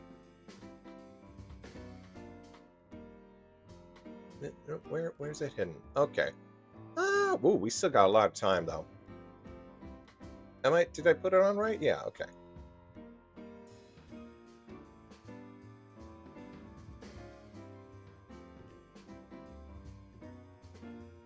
Yeah, okay, we'll be here for another like 30 minutes. Yeah, I mean, it's kind of a good series. I wasn't really interested in a lot of the Spider-Man stuff, sorta.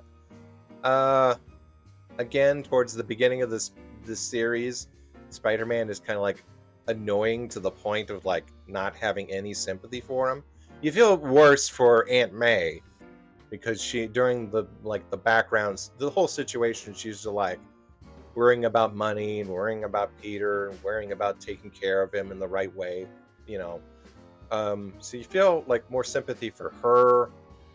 The whole time loop thing, without making it obvious what happened to cause Spider-Man in the first place weirds me out. Like I said, it's fine if you have a closed-off time loop, but there should be something to indicate that that was a possibility to begin with. Unless that is just so completely removed from what happened. No, there should be something. There should be something there. I don't know. I don't think there. This is done by the same people who did the What If series, and there are a few like things that seem. I don't know. It seemed like they were like, well, what if this happened?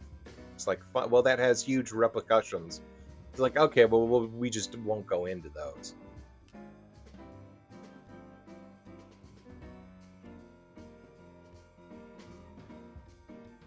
Again, I'm more interested. I perked up when Octavius showed up. I liked how they sort of made him, again, a little humanized him a little bit. Usually, I always think of just Octavius as, I don't know. They've done so good. Like Spider-Man 2 version of Octavius was great. That was like the quintessential Octavius for a while. But my mind always switches back to like the Spider-Man the animated series, like the first one, as like, okay, well, that's what Octavius is. He's just a guy with like mechanical arms. It's like I get amnesia every time I see a new Octavius. I'm like, oh wow, they really done a lot with his character. It's like, no, they've always been doing a lot with his character. For some reason, I just always default to him as like the quintessential just mad scientist guy. I don't know why I do that.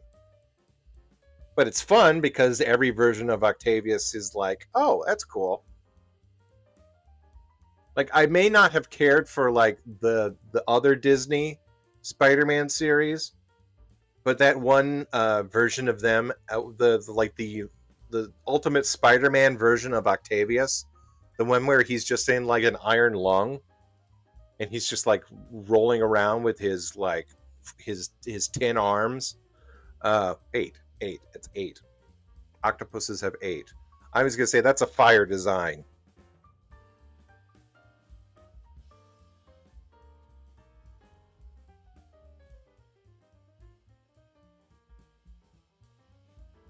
Okay, he was also among the first villains adapted, so he was around for the cartoons, which were more flat characterizations. Yeah, okay, I could see how that happens. But in my lifetime, I've experienced him as way more times than not, just like angry scientist guy. There's like the Spectacular Spider-Man version, played by X the Executioner. That was like a really good Dr. Octavius, where he's like the nerdy assistant to Osborn at first. Like, doesn't really fight back, and then all of a sudden becomes the evil mastermind. As shitty as the actor is, like the PlayStation Spider-Man, the Insomnia Spider-Man, is a fantastic interpretation of the character, like a really good one, like on the almost head-to-head on the same level as Spider-Man 2. There's so many good Dr. Octopuses. But again, it's always like, for some reason, always just like my brain defaults to like the bare minimum of the character.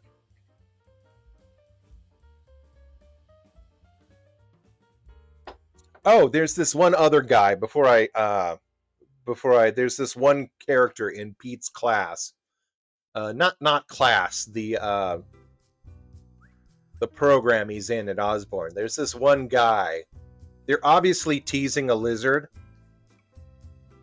The doctor is there's Dr. Connors, but it's a she this time, and that's it. Also, she's not a geneticist, which is weird. She's working on like an engine.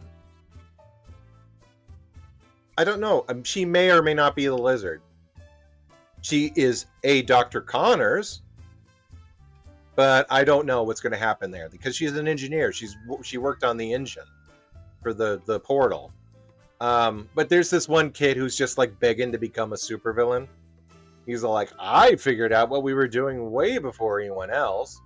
We're making a Stargate. And he's like so cocky and proud. I hate to single him out, but he might become the new Mr. Negative because he's just he's obsessed with the energy to like the negative energy thing of the portal. Oh shit, he may actually become Venom. That's a positive. That's something. I was gonna say, I hate to say that he might be the next Mr. Negative because he's Asian. I guess that was a little racist of me. He could totally become Venom if he wanted to.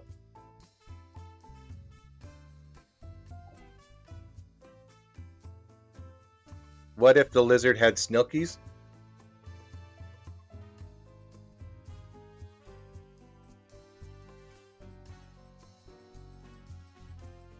So Friendly Neighborhood Spider-Man. Yeah, it was okay. Again, the art style was trying to be reminiscent of like the original Kirby. And that was like I don't they didn't add enough line texture to anything to like actually like justify like, oh, that's what we're trying to emulate. It's like if there was like a little bit more tactile to it. It's like they were trying to rip off the Spider-Verse and didn't go quite far enough with the design. Seems a little flat in places. But then again, that's just Peter. He's a very flat character. I said earlier on, there's other characters like Miko, who has this wonderfully ornate designed hairstyle. And even Osborn with his weird haircut. They look like little... they look like cornrows, but they go vertically across his head. No, they go from side to side instead of front to back, which is what the hairstyle always looked like, even when it was on White Osborn. So here, I can't get over it. I was like, you know how give me cornrows, but like do it side to side. It's like, sir, it's like you heard me.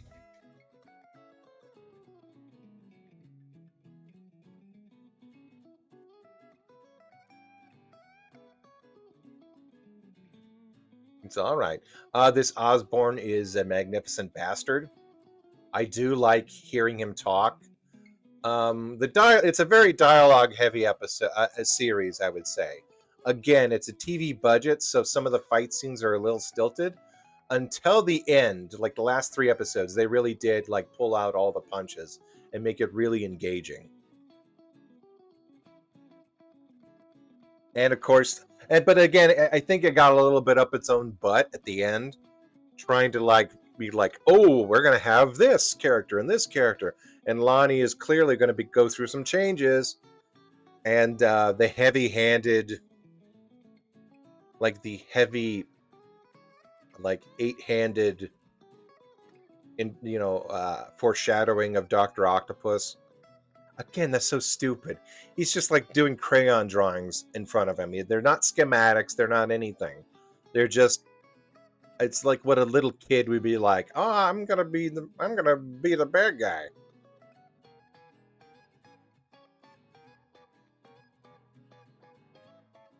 And that corgi in that one shot. Oh man, it's got flaws. It's got flaws. It's very uneven, but there are some like really good gems tucked away here and there.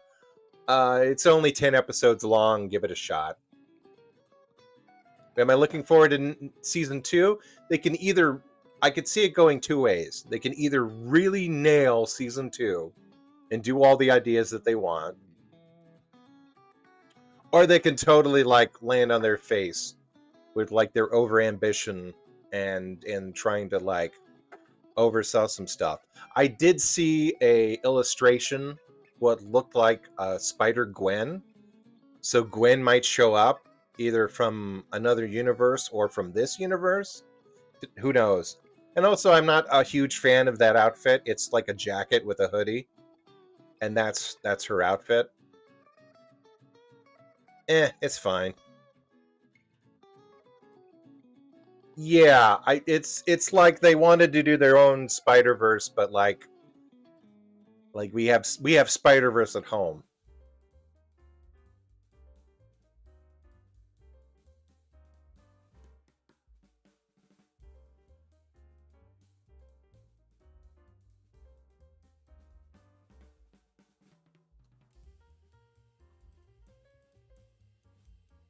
Okay, I think that's about it for the Spider-Man. I'll see if I can cut that into anything good. Who played Dr. Octavius? Hugh Dancy. Never heard of him. Oh, wow. Did they actually get Charlie Cox as Daredevil? I forgot to tell you, Daredevil shows up in this. No, for no, like his involvement on the actual plot is extremely minimal. Um, he basically breaks into Osborn because we all know that like Osborn is up to some shit. Uh,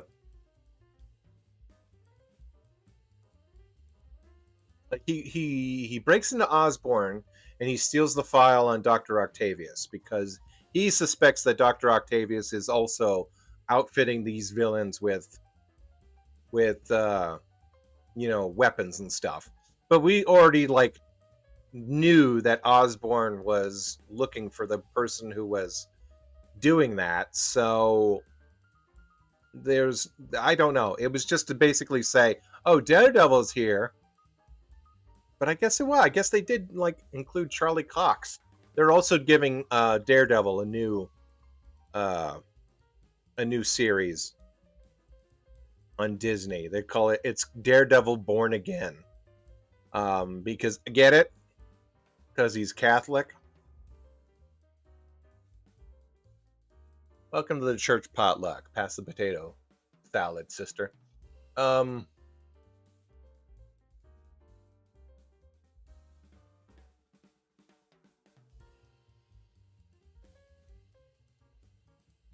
Finesse also shows up. I guess Finesse is like Daredevil's sidekick,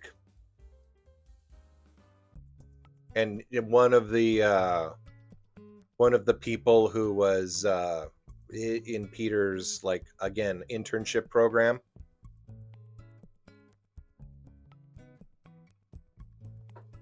Again, there's no real reason to have Daredevil there other than Daredevil always meets Spider-Man.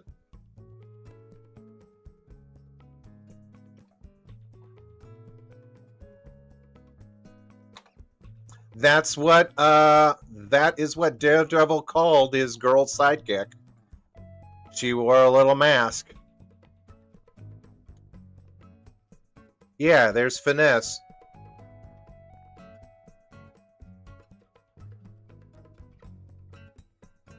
Oh, the daughter of Taskmaster. Holy crap.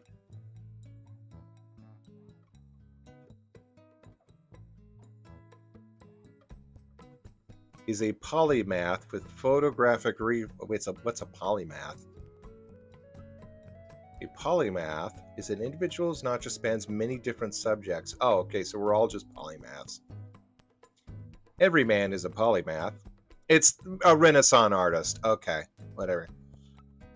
Allows herself to comprehend complex systems and effortlessly replicate any form of physical action she observes. So she was she was in like the Peter's task. I guess that means she was like studying what does that include like scientist stuff? It's like she like watched a bunch of scientists like play with some beakers, so she knew how to do it too. Okay, Finesse might show up in the next season, so I'll talk about her then.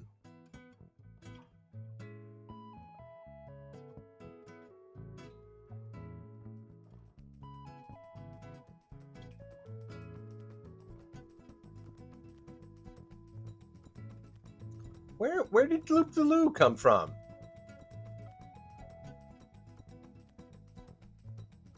I already did her. Didn't I? Okay, well.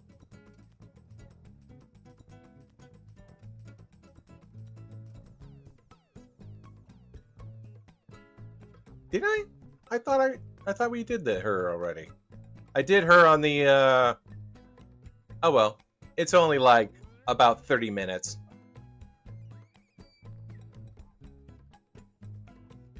Okay, I forgot to erase this footage, but we'll just stay and enjoy it again while I talk about it. Jellystone was pretty good. We'll have to do a full-on video of Jellystone.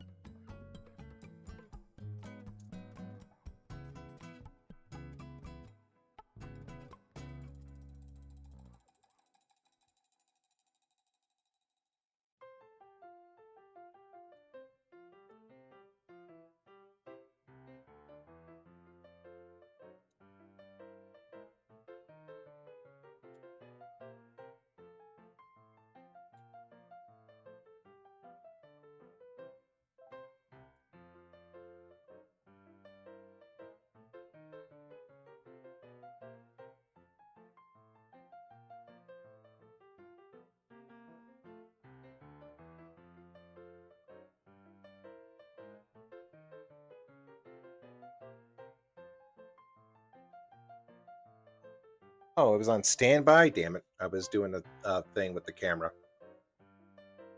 I'm recording some more footage of the Goosebumps thing. Oh, I gotta take my glove off.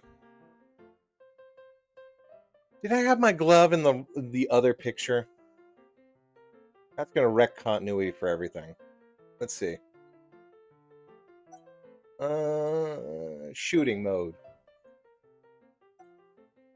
No, playback. Playback. February 2nd, 22nd.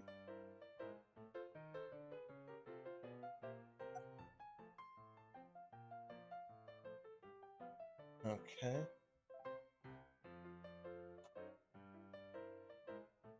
Yeah, if you want me to, did they air the Jellystone episode with Dexter and the Powerpuff Girls yet?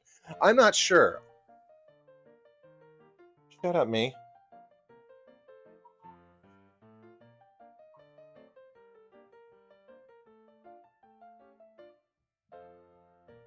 Come on, flip the card over. Oh, okay.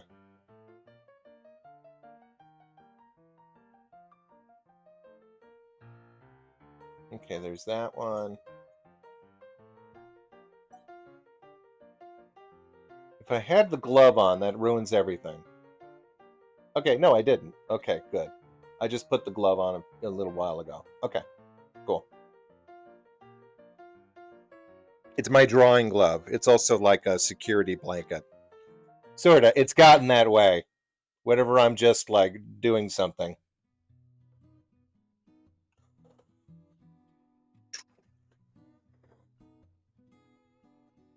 I was going to ask that stream. Jellyphone is funny. I was wondering if it's going to include the 90s. It did. It started to, I guess. They had Brack, like the voice actor for Brack, do a voice as Brack, which is also kind of like a combination of like the comedy Brack and the original Brack, trying to get back at Space Ghost. Like it's like the comedy Brack being thrown into like the original continuity of the original Space Ghost.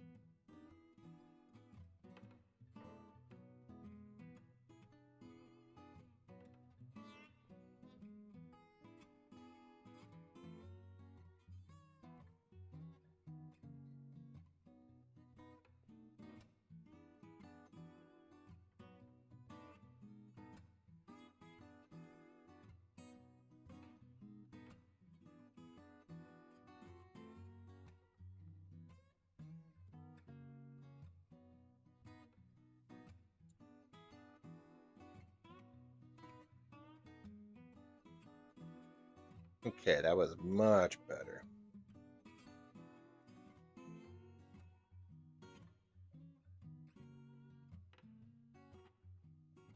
Okay.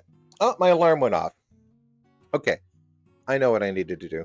I need to tell Mom to take a picture of her workstation. She wants me to rewire a bunch of stuff. And I put an alarm on to tell me to do that. Because I tell her in the morning, but she forgets because she always gets busy. Okay. Take a picture.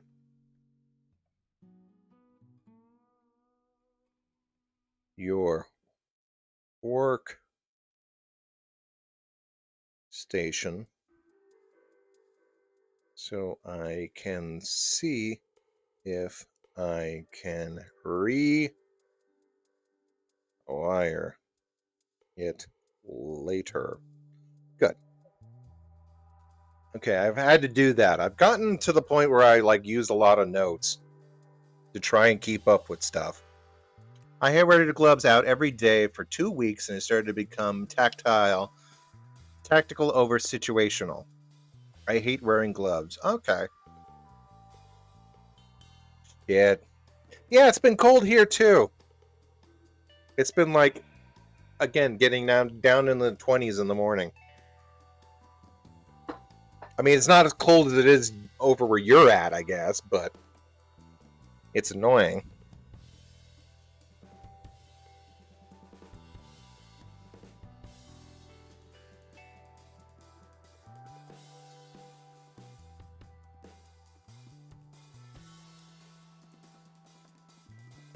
Yeah, I already did this one. I don't know why Oh, that's right. I just kept drawing.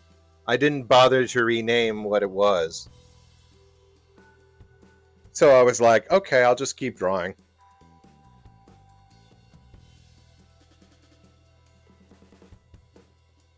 Aqua Teen Force was on Jelly Spoon? Yeah, you think so? Huh. I haven't seen it. I gotta watch the other episodes. I watched season 1. It was really good. Um, I know that they had the red pants guy. He showed up for a little cameo, not voiced by the original voice actor, but Dana Carvey. Not Dana Carvey. Dana Carvey doing his best impression. It was pretty good.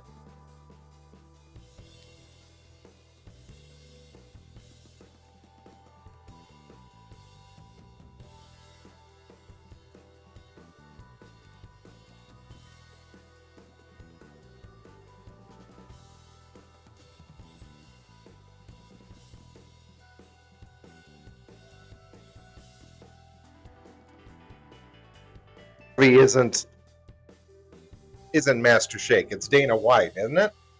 That's what the name is. Dana Carvey was the SNL guy.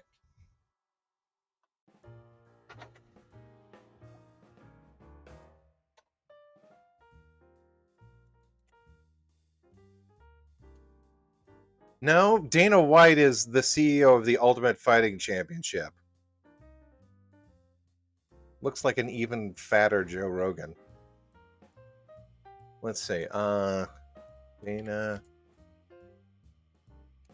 Carvey. No, that's SNL. That's Wayne's World and Master of Disguise. Dana Snyder. Okay, Snyder. Okay. Dana Snyder.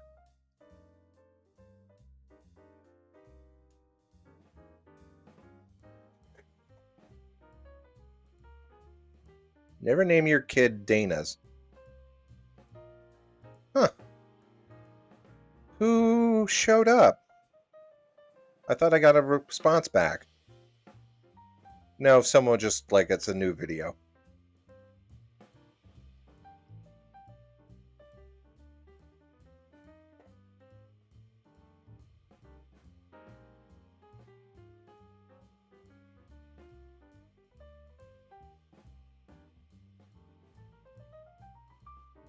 Okay, let's see.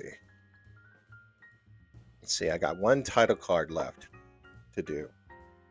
And it is go eat worms. Yeah, gross.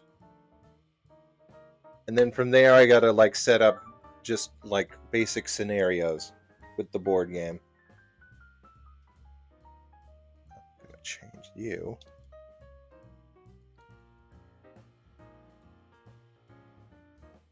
Purple.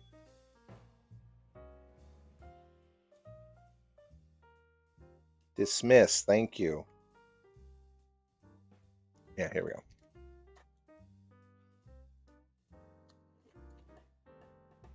So is Loopy a pre-existing Hanna-Barbera character? Yeah, it was basically like, I don't know why. He was just like, his name was Loop de Loopy. I don't know. He's just like a French Canadian guy. I never seen any cartoons that featured him.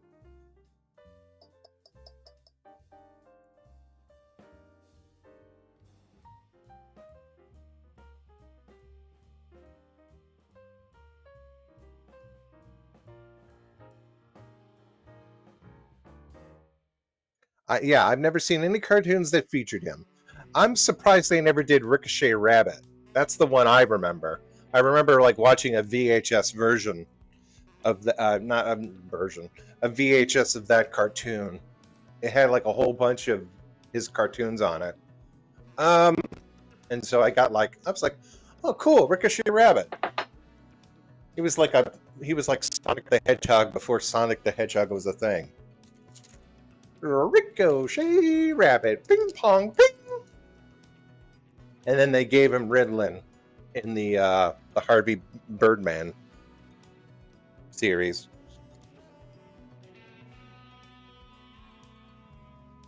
But Loopy and Jellystone is great.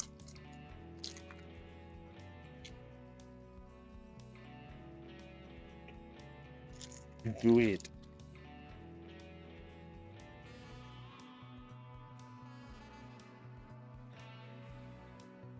I refuse to move my body for sport. Only pleasure.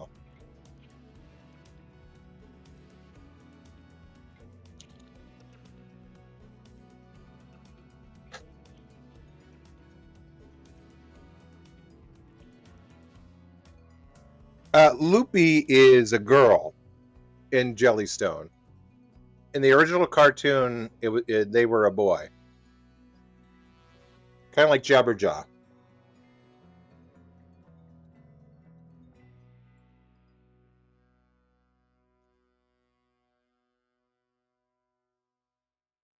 Oh, I should also draw Babby Louie.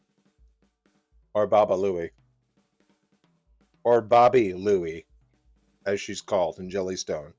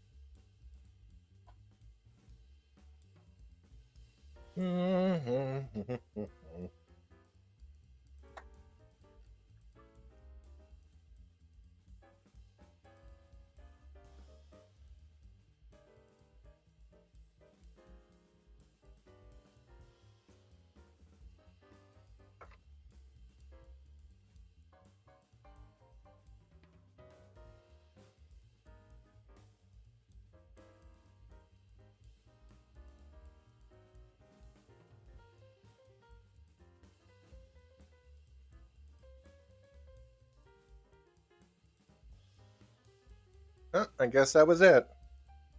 And are we at the 2-hour mark? We totally are. Okay, that's good. Yeah, thank you for coming. I wonder if Ian's still here. Or if should I call him Ian?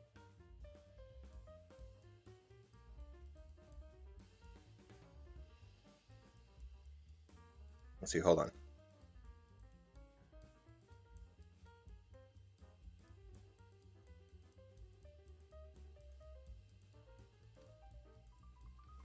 Okay, there. Uh, the British game show called Name Taskmaster. Oh, I get it.